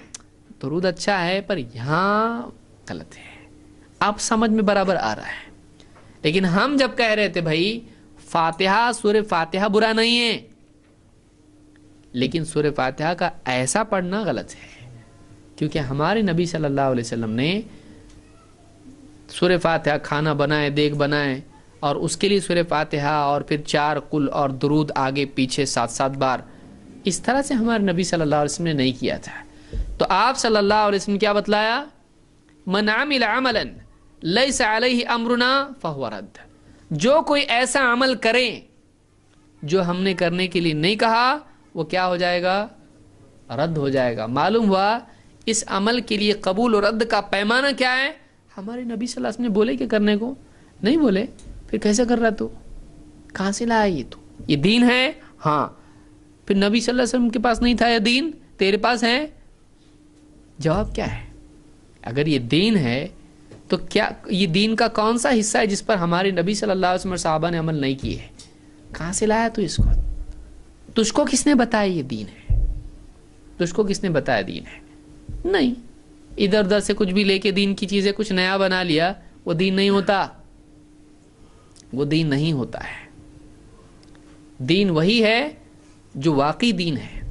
آپ بتائیے، ایک آدمی کوئی پلین ہے، اس کے جو ونگز رہتے ہیں وہ لے کے اپنی ٹرک کو لگایا، پلین بنا ہو؟ بنتا؟ ٹھیک ہے بھائی، نہیں بنا، ابھی پلین کے چاک بھی نکال کے اس کو لگایا، اب تو بننا چاہیے کہ نہیں؟ اس کی چاک بھی ہیں پلین کے اور اس کے ونگز بھی ہیں، ابھی بھی آپ کو نہیں چاہیے، ٹھیک ہے، اس کا پورا باڈی لے کے لگایا اس کو، پلین بنے گا وہ؟ اس لیے کہ انجن نہیں ہے اس کے اندر پلین کا، وہ چل چل کے کدھر چلنے والا ہے؟ گلی کوچے میں ہی چلے گا وہ بھی۔ وہ پلین بن سکتا ہے؟ وہ پلین نہیں ہے، وہ پلین نما ہے، پلین کی طرح ہے، وہ پلین نہیں ہے۔ لہذا کوئی آدمی دین کی چیزیں ادھر ادھر سے لے کے ایک نیا پلین اپنا بنائے، وہ اڑ سکتا؟ وہ اللہ تک نہیں جاتا اوپر، وہ زمین پر ہی رہنے والا ہے، وہ پلین نہیں ہے، اس کو قبولیت اللہ کے ہاں نہیں ہے۔ کیوں؟ اس نے اپنی طرف سے جوڑ توڑ کے ایک نئی چیز بنائی ہے۔ جو اللہ کی طرف سے ہے اگر وہ اپناتا ہے تو چیز مقبول ہوگی، تو عمل مقبول ہوگا۔ لہذا بدعات کے بارے میں یہ کچھ باتیں یاد رکھنا بہت ضروری ہے۔ اپنے دل سے کچھ بھی نہ کریں، جو چیز ثابت ہے اسی کا اہتمام کریں۔ زیادہ کریں گے تو قبول ہوگا، کم کریں گے تو نہیں ہوگا، کچھ نہیں، جیسا بتایا ویسا کریں گے تو قبول ہوگا۔ ہاں، جس میں زیادہ کی چھوٹ ہے وہ کرو، صدقہ ہے، جتنا مال دیا اللہ نے دو۔ اب یہ مت دیکھو ہمارے نبی نے جتنا دیا اتنا دیں گے، نہیں ہے، بلکہ اللہ کے نبی صلی اللہ علیہ وسلم نے کوئی حد بتائی نہیں۔ خوب آدمی صدقہ کرے، جس کے پاس جتنا ہے اس کے حساب سے وہ صدقہ کرے۔ اللہ نے کہا قل العفو، جو زائد مال ہے اس میں سے کرو خرچ، یہ نہیں کہا کہ اتنا ہی کرو۔ تو ایک آدمی جو بھی عمل کرے اس کے لیے علم حاصل کرے۔ یہ ساری مصیبت کی جڑ کیا ہے؟ علم نہیں، علم کی کمی۔ اس لیے دینی مجلسوں میں حاضر ہونا ضروری ہے۔ اب یہ ساری باتیں جو آج ہم نے کی، ایک آدمی گھر میں بیٹھے اس کو سمجھ میں آنے والی ہے؟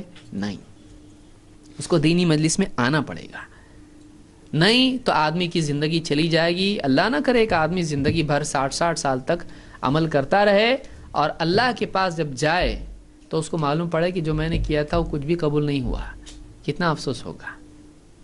ایک آدمی سعودی میں بیٹھ کے وہاں پہ منی آرڈر کر رہا، پیسے بھیج رہا ہے یہاں پہ، یہاں کے دیکھا تو معلوم پڑا کہ یہاں کچھ ہے نہیں، وہ آیا ہی نہیں ادھر پیسہ۔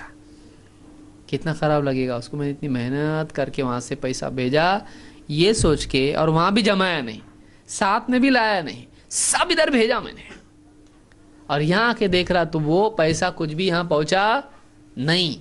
کتنا بڑا صدمہ ہوگا اس کو کہ اس نے دنیا میں عمل کر کے بھیجا، اور جب قیامت کے دن اللہ کے پاس جب وہ اجر کا لینے کا وقت آیا، معلوم ہو یہاں تو وہ پہنچا ہی نہیں، وہ عمل ایکسیپٹیبل تھا ہی نہیں، اس میں بدعت تھی، اللہ کے نزدیک وہ نیکی ہے ہی نہیں، وہ اللہ کے یہاں پر پاس ہوا ہی نہیں۔ کتنا افسوس ہوگا کہ زندگی بھی چلی گئی، محنت بھی چلی گئی، اور کچھ ملا بھی نہیں، اور جنت بھی چلی گئی۔ اسی لیے اللہ نے کیا فرمایا؟ قُلْ هَلْ نُنَبِّئُكُمْ بِالْأَخْسَرِينَ أَعْمَالًا، اے نبی آپ کہیے کہ سب سے زیادہ گھاٹے میں کون ہیں، ہم بتائیں؟ یہ وہ لوگ ہیں الذین ضل سعیہم فی الحیاۃ الدنیا، یہ وہ لوگ ہیں جن کی دنیا کی کوششیں سب برباد ہو گئی، اور وہ یہی سمجھتے رہے کہ ہم کوئی اچھا کام کر رہے ہیں، ان کو لگ رہا ہم اچھا کر رہے ہیں، لیکن وہ اچھا اللہ کے پاس نہیں ہے، اور وہ ٹائم بھی گیا، محنت بھی گئی، اجر بھی گیا۔ اللہ ہم سب کی حفاظت فرمائے۔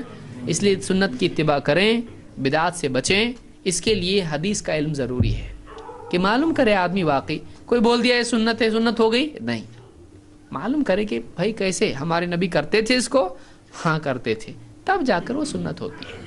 لہٰذا علم حاصل کریں، قرآن و سنت کے مطابق زندگی گزارنے کی کوشش کریں، اور علم کے ساتھ ساتھ اس علم کی دعوت بھی دوسروں کو دیں۔ یہ نہیں کہ ہم اپنا معلوم کر رہے ہیں اور خود اپنے اوپر عمل اس کے اوپر عمل کر رہے ہیں، دوسروں کو نہیں سمجھا رہے۔ ماں باپ ویسے ہی چل رہے، بیوی بچے ویسے ہی چل رہے، پڑوسی دوست احباب ویسے ہی چل رہے، اور ہم کسی کی فکر نہیں کر رہے ہیں۔ بہت بڑی یعنی یہ افسوس کی چیز ہے کہ ایک آدمی اپنا عمل بھی کرے لیکن دوسروں کو نہیں بتائے.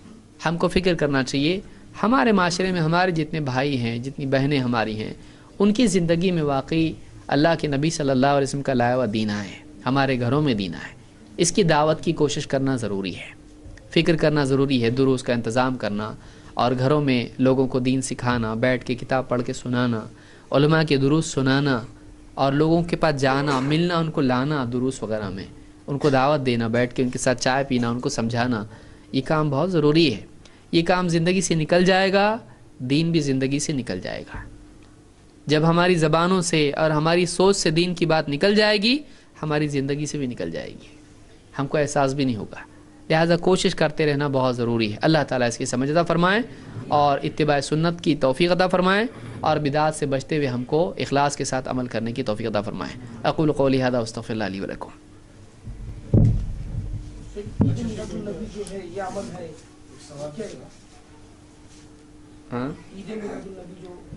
دیکھیے اللہ کے نبی صلی اللہ علیہ وسلم کا دنیا میں آنا یہ مومن کے لیے بہت ہی سعادت کی چیز ہے اور سارے عالم کے لیے یہ خیر ہے.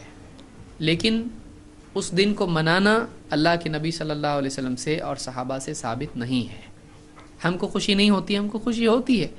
اللہ کے نبی صلی اللہ علیہ وسلم دنیا میں تشریف لائے اور آپ کو نبی بنایا گیا، آپ کو سارے نبیوں کا سردار بنایا گیا اور آپ نے امامت کی، بہت ساری چیزیں ہوئیں آپ کی زندگی میں، اللہ کی مدد آپ کے ساتھ تھی. تو اللہ کے رسول صلی اللہ علیہ وسلم ایک مومن کے دل کا سرور ہے، خوشی ہے کہ جب بھی نبی کا تذکرہ آئے ہمارے دل میں خوشی ہوتی کہ واقعی اللہ نے ہم کو آپ کا امتی بنایا. یہ کسی سال میں ایک دن کی خوشی نہیں ہے. یہ جب بھی نبی صلی اللہ علیہ وسلم کا تذکرہ آیا آدمی کے دل میں خوشی ہونا چاہیے، ہاں ہم کو اللہ نے ایسا نبی دیا، ہمارے نبی ایسے تھے اور ہم کو آپ کا امتی بننے کی توفیق دی اللہ نے. اتنی خوشی کی بات ہے. سال میں ایک دن آپ کی پیدائش کے دن خوشی منانا، یہ کون سا طریقہ ہے خوشی منانے کا؟ ہر وقت آدمی کے دل میں نبی سے محبت اور خوشی اور سرور ہونا چاہیے. تو ایسا اسلام میں ہے.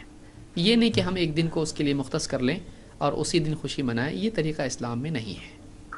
اگر ہوتا خود اللہ کے نبی صلی اللہ علیہ وسلم کا حکم دیتے اور صحابہ خاص طور سے خلفائے راشدین جو اتنی محبت اور تعظیم کرنے والے تھے، یہ لوگ ایسا کرتے. لیکن اتنی خلافت کا دور تھا، 30 سال کا دور تھا، لیکن اس سارے دور میں کبھی بھی خلفاء نے اللہ کے نبی صلی اللہ علیہ وسلم کی پیدائش کا دن خوشیوں کے طور پر نہیں منایا، نہ غم کے طور پر منایا. کہ لوگوں کا کہنا کہ اسی دن وفات بھی، اسی دن پیدائش ہوئی، یہ ایک الگ مسئلہ ہے تاریخی طور پر. اس دن کو اگر یہ بھی مان لیا جائے کہ ہاں وہی پیدائش کا ہے، وہی تاریخ وفات کی ہے، تب بھی نہ صحابہ نے اس کو غم کا دن منایا نہ خوشی کا دن منایا. پھر ہم کیوں منائیں؟ صحابہ کو جو چیز سمجھ میں نہیں آئی ہم کو کیسے سمجھ میں آ رہی؟ جس کو انہوں نے دین نہیں سمجھا ہم اس کو کیسے دین سمجھ رہے ہیں؟ اس کو ایمان کا تقاضا سمجھ رہے ہیں. اب ان کی ایمان کا تقاضا نہیں تھا، یہ تو صحابہ نے نہیں کیا، اس لیے ہم بھی اس کو نہیں کرتے ہیں. یہ پوچھ رہا تھا کہ پہلے جیسے کہ ہمارے باپ داداؤں کے زمانے میں جیسے یہ سب چیزوں سے منع نہیں تھا، جیسے فاتحہ بدعت ہے یا یہ چیز بدعت ہے، وہ چیز بدعت ہے. ابھی جیسے کہ یہ نیا نیا سننے میں آ رہا ہے، یہ سب جگہ ہو رہا ہے کہ نیا نیا سننے میں آ رہا ہے، ہر چیز نئی نئی دکھ رہی ہے. اگر سمجھو یہ حق ہے، حق تھا، حق ہے، سمجھو تو یہ پہلے کیوں نہیں ظاہر ہوا؟ یہ پہلے کیوں نہیں لوگوں کو معلوم پڑا؟ یعنی ہمارے باپ داداؤں کو تو اس کے نام بھی نہیں معلوم تھے، نہ ان چیزوں کے بارے میں کچھ بھی تو نہیں معلوم تھا. دیکھیے بہت سارے لوگوں کا یہ کہنا ہے کہ ہمارے باپ دادا سالوں سے فاتحہ، کنڈے، کندوری اور کیا کچھ نہیں، بہت ساری چیزیں قرآن خوانی وغیرہ کرتے آئے ہیں. تو اگر یہ غلط تھا تو پھر پہلے کسی نے غلط نہیں بولا ہم کو، آپ لوگ آج آ کے ہم کو غلط کہہ رہے ہو، تو آپ کی بات ہم کیسے مانیں؟ اگر یہ غلط ہوتا تو پہلے ہم کو بتایا جاتا. دیکھیے کسی چیز کا اگر لوگ اس کو غلط نہیں بول رہے ہیں تو اس سے ثابت نہیں ہوتا ہے کہ وہ چیز صحیح ہے، کیونکہ لوگوں کی غلط بولنے سے وہ غلط ہو جائے گی، لوگوں کے صحیح بولنے سے وہ صحیح ہو جائے گی، ایسا نہیں ہے. بلکہ کوئی چیز صحیح اور غلط کب ہوتی ہے؟ جب اللہ اور اس کے رسول صلی اللہ علیہ وسلم کی ترازو میں وہ صحیح یا غلط ثابت ہو. تو اگر کسی نے نہیں بولا ہے اس کو غلط، تو ہو سکتا ہے اس کے علم میں نہیں ہے اس کا غلط بولنا ہے. کہ کیا اس آدمی نے دنیا کے سارے علماء سے پوچھا یہ غلط ہے کہ نہیں ہے؟ نہیں. اس کے سامنے جو لوگ تھے ان لوگوں نے بتایا کہ یہ غلط ہے یا یہ صحیح ہے، تو اب ان کے علم کی بنیاد پر اس کا فیصلہ ہے. دوسرے بھی تو علماء ہیں، اب اس کے پاس ان کا علم نہیں پہنچا کہ انہوں نے اس کو غلط کہا ہے. تو ایسے علماء کا علم، جس مثال کے طور پر 12 ربیع الاول کا معاملہ ہے. 12 ربیع الاول کے سلسلے میں ہندوستان میں لوگ اس کو مناتے ہیں اور دھوم دھام سے مناتے ہیں اچھا خاصا، لیکن عرب میں اگر آپ دیکھیں گے تو عرب کے اندر اس کو سختی سے لوگ منع کرتے ہیں. جب بھی بدعات کا تذکرہ آتا ہے پہلی مثال مولد یا میلاد کی ہوتی ہے کہ یہ غلط ہے. کیوں؟ وہاں پہ یہ منع ہے، وہاں بچہ جانتا ہے. اگر بدعت بولتے اس کے ذہن میں کیا آتا ہے؟ میلاد، کیونکہ وہاں پر باقی اور چیزیں نہیں ہیں. یہ چیز وہاں پہ بہت زیادہ منع کی جاتی ہے، اس لیے کہ معروف وہی ہے کہ بدعت کے نام پر اگر کچھ ہے تو یہ ہے. تو اب ایک آدمی کہے گا کہ ہمارے یہاں تو یہ منع ہے، یہاں کیسا کرتے لوگ؟ یہاں والا کہے گا کہ یہاں تو کرتے، وہاں کیسا منع ہے؟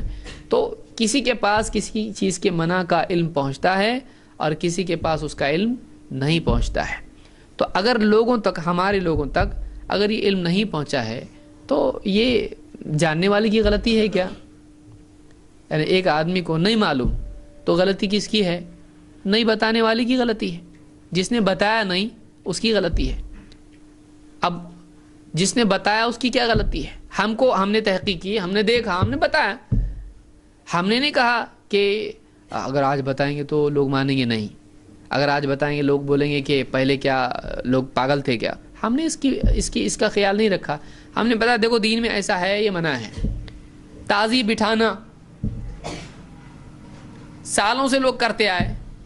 آج بہت سارے ہمارے بریلوی بھائی اور علماء بتا رہے ہیں کہ بھائی تازی بٹھانا، اس کے سامنے یہ سب کرنا، یہ صحیح نہیں ہے. تو آج کون بول رہا ہے؟ آج ہی بول رہے ہیں. پہلے کیوں نہیں بولے؟ پہلے نہیں بولے، ٹھیک ہے نہیں بولے، کم سے کم آج تو بول رہے ہیں. لیکن اب اگر کوئی آدمی کہے پہلے لوگوں نے منع نہیں کیا، تم کہاں سے لا رہے، تو یہ غلطی ہوگی. کیوں؟ اس لیے کہ آج اگر کوئی بتا رہا ہے تو اگر صحیح بتا رہا ہے تو صحیح ہے نا، چاہے وہ کل بتایا نہیں ہو.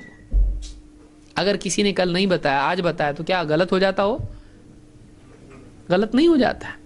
جیسے ایک آدمی ہے، اس کو ڈاکٹر نے نہیں بتایا کہ تم کو یہ بیماری ہے، بعد میں جا کے اس کو معلوم پڑا تو کیا بولے گا؟ وہ بیماری نہیں ہے، بیماری تو ہے. ڈاکٹر نے نہیں بتایا تو کیا ہوا؟ دوسرے ڈاکٹر نے تو بتایا نا. تو یہ نہیں بول سکتا آج تک میں اتنے بار ڈاکٹر کے پاس گیا، کبھی اس نے بولا نہیں مجھ کو یہ بیماری ہے، تم کیسا بول رہے بیماری ہے؟ ارے بھائی چیک اپ کیے، تمہارا پورا اسکین کیے، تم کو یہ چیک کیے، وہ چیک کیے، اب نکلا تو بتا رہا میں. اس نے نہیں بتایا وہ اس کی غلطی ہے. اس نے نہیں بتایا وہ اس کی غلطی ہے. مجھ کو دکھائی دیا، میں بتایا نا آپ کو، یہ دیکھو نا یہ پوری رپورٹ ہے نا. تو آپ رپورٹ مانو گے کیا وہ ڈاکٹر مانو گے؟ آپ کیا کرو گے؟ نہیں بتایا تو ٹھیک ہے مت، پھر نہیں تو پھر جاؤ دنیا سے. نہیں ماننے کا مت مانو. نقصان کس کا ہونے والا ہے؟ نہیں ماننے والے کا ہونے والا ہے. تو کسی نے اگر نہیں بتایا تو نہیں بتانے والے کی غلطی ہے اپنی جگہ. ہم کس کو دیکھیں گے؟ ہم قرآن و سنت کو دیکھیں گے. اس نے بتایا نہیں، اس نے بتایا نہیں، اس نے بتایا، اس نے بتایا، یہ کرتے بیٹھنے میں کچھ کام فائدہ نہیں ہے اس کے اندر. دیکھنا یہ ہے کہ ٹھیک ہے بابا آج بتایا کسی نے، آج معلوم پڑا ایسا ہے، اب پھر اس کے بعد دیکھنے کا وہ صحیح ہے تو صحیح ہے، غلط ہے تو غلط ہے. ایک آدمی کو قانون معلوم نہیں، اس نے زمینیں خریدا، یہ خریدا، وہ خریدا، اور بعد میں ایک نیا جو بھی ہے حکومت کی طرف سے آدمی آیا، بولا تمہاری زمین یہ جا رہی روڈ وائڈنگ میں. بولے ہم کو تو کس نے بتایا نہیں ایسا، تمہارا کام ہے معلوم کرنے کا. ہم حکومت کے آدمی ہیں، گئی تمہاری زمین، اور اتنا کیسے لے رہے؟ گئی وہ، اور بولا ہم کو تو کس نے بتایا نہیں، اس سے پوچھا میں نے، اس سے پوچھا، تو ان کو جا کے مانگو ابھی زمین اپنی. اس نے نہیں بتایا، وہ ہماری غلطی ہے کیا؟ ہماری غلطی نہیں ہے، تمہارا کام تھا معلوم کرنے کا. کس سے پوچھے تم نے؟ اور میرے چاچا سے پوچھا میں نے، میرے دادا اتنے بڑے ان سے پوچھا میں نے، وہ فلاں سے پوچھا میں نے. تم کو اس سے پوچھنے کی کیا ضرورت تھی؟ تم قاعدے والے سے جا کے پوچھتے، وہ تم کو پتا تھا. تم نے قاعدے والے سے پوچھے نہیں. چاچا نانا کون ہے تمہارے؟ ان سے پوچھ کے نہیں چلتا. قاعدہ کیا ہے؟ قال اللہ قال رسول اللہ. اس لیے ہم کیوں بول رہے ہیں؟ ہم بولے قاعدہ، نام لینے کا نبی کا اور پوچھنے کا دوسرے سے. کس کی نام کائے کو لے رہے؟ پھر نام لے رہے نا نبی کا، نبی سے چیک کرو. نہیں چھوڑیں گے, نہیں چھوڑیں گے, نبی کا دامن نہیں چھوڑیں گے تو مت چھوڑو. نبی کی بات کیوں چھوڑ رہے ہیں؟ پوچھو, معلوم کرو. آدمی کا ایمان اس کو ایسا ہونا چاہیے. ٹھیک ہے بابا, میرے چاچا بھی بولے, میرے نانا دادا صاحب بولے, ٹھیک ہے, میرے کو یہ بتا ہمارے نبی کیا بولے. کیا ایمان نہیں ہے؟ کیوں نہیں؟ وہ نبی کے بارے میں کیوں معلوم نہیں کر رہا؟ نبی نے نہیں کرے تو کیا ہوا, چاچا تو کر رہے, نانا تو کر رہے, دادا تو کر رہے, فلانے مولوی صاحب کر رہے. یہ کوئی دلیل ہے؟ یہ کوئی بات ہے؟ کیا تو محبت کا حق ادا کیا نبی صلی اللہ علیہ وسلم سے؟ تو انہیں پہلے پوچھنا چاہیے. وہ سب کا چھوڑو, پہلے بتاؤ ہمارے نبی صلی اللہ علیہ وسلم نے کیا کیا ہے, کیا بتایا ہم کو. یہ نبی صلی اللہ علیہ وسلم پر ایمان کا تقاضا ہے. پہلے نبی, یہ بھی وہ بھی نبی نہیں, پہلے نبی.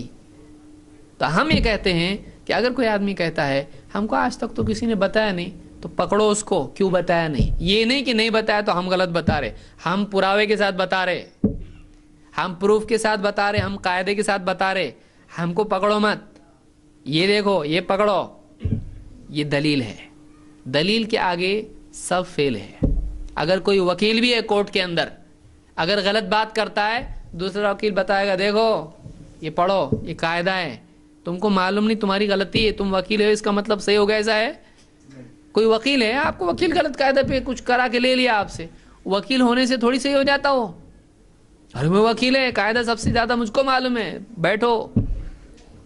قاعدہ یہ, تم نے قاعدے کے خلاف کیے, چلے گا؟ قاعدے کے خلاف وکیل کیا جج بھی کرے گا تو نہیں چلے گا. سمجھ میں آ رہی بات؟ تو قاعدہ قاعدہ ہوتا ہے. تو ہمارے یہاں یہ اصول ہے, قاعدہ پہلے باقی سب بعد میں. قاعدے سے ٹکراتا ہے نہیں. قاعدہ کیا ہے؟ قل ان کنتم تحبون اللہ فاتبعونی. اگر تم واقعی اللہ سے محبت کرتے ہو تو نبی کی پیروی کرو. یہ قاعدہ ہے, نبی سے ہٹ کے نہیں. تو یہ اگر کسی کو نہیں معلوم, اس کا قصور ہے, نہیں معلوم, ٹھیک ہے, اچھی بات ہے. ایک آدمی مثال کے طور پر پانی نہیں آیا کسی دن, بولے میرے کو تو کسی نے بتایا نہیں پانی نہیں آنے والا, تو کیسے کہے گا پانی, اور تیرے کو نہیں معلوم ہے تو تیری غلطی ہے. ہم نے ہمارا پانی بھر لیے, ہوتا نا پانی نہیں آتا, نیوز پیپر میں اعلان آتا ہے بھائی کل پانی نہیں آئے گا, کل بازار بند رہے گا. اب یہ آدمی بولے مجھ کو تو کسی نے بتایا نہیں, تو نہیں بتایا, جس نے نہیں بتایا اس کی غلطی, تو نے نہیں پوچھا تیری غلطی ہے. تیری وجہ سے تو قاعدہ بند نہیں ہونے والا نا. تیرے اکیلے کے لیے کاک کھول کے تیرے گھر تک پانی, بابا اس کو معلوم نہیں ہے, ہوگا ایسا نہیں, تیری غلطی ہے. تو اگر تو نے نہیں دیکھا, نہیں سنا, نہیں پڑھا, نہیں معلوم, وہ تیری غلطی ہے. تیری وجہ سے قاعدہ بندی نہیں ہوگا. یہ سمجھنے کی چیز ہے. اچھا شیخ, کوئی کام ہے, ٹھیک ہے, وہ کام یا اس عمل کے بارے میں حدیث میں نہیں ہے کچھ, نہ حدیث میں ہے نہ قرآن میں ہے, لیکن وہ کام سے ظاہر لوگوں کا فائدہ ہو, اور وہ کام دکھنے میں بھی نیک دکھ رہا, اور وہ کام کرنے سے میرے اندر سکون پیدا ہو رہا ہے, میرے کو سکون ہے, تو یہ میری نیک نیتی کا میرے کو کوئی فائدہ ہوگا یا نہیں ہوگا؟ جبکہ وہ کام ٹھیک ہے حدیث میں نہیں ہے, لیکن ظاہر میں لوگوں کا فائدہ, لوگوں میں فائدہ ہو رہا ہے اس چیز کا. دیکھیے, یعنی سوال یہ کہ یہاں پر ایک آدمی اگر اس کو ایک کام میں فائدہ دکھائی دے دینی اعتبار سے, یا اس کام سے اس کو اچھا لگتا ہے, تو کیا اس کو اچھا لگنا, اچھا لگتا ہے, ایمان تازہ ہو گیا, یا اس کو دینی فائدہ دکھائی دے رہا ہے, کیا اس سے وہ کام صحیح ہو جاتا ہے؟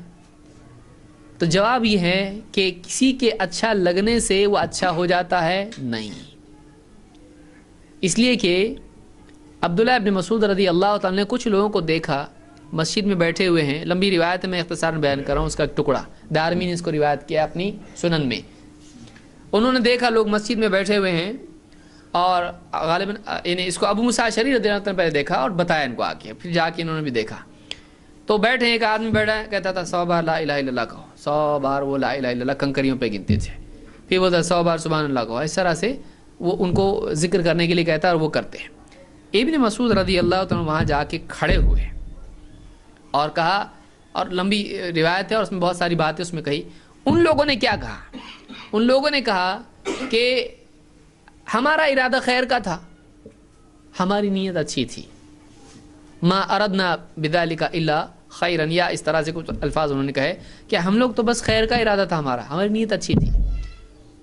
ابن مسعود رضی اللہ تعالی نے نہیں کہا اچھا تمہارا ارادہ اگر اچھا ہے تو پھر ٹھیک ہے، ایسا کہا۔ وہ کیا کر رہے ہیں؟ عمل ذکر کر رہے ہیں اور کنکریوں پر گن رہے، اور ایک آدمی آرڈر دیتا ان کو اور سب اس کے حساب سے کرتے ہیں۔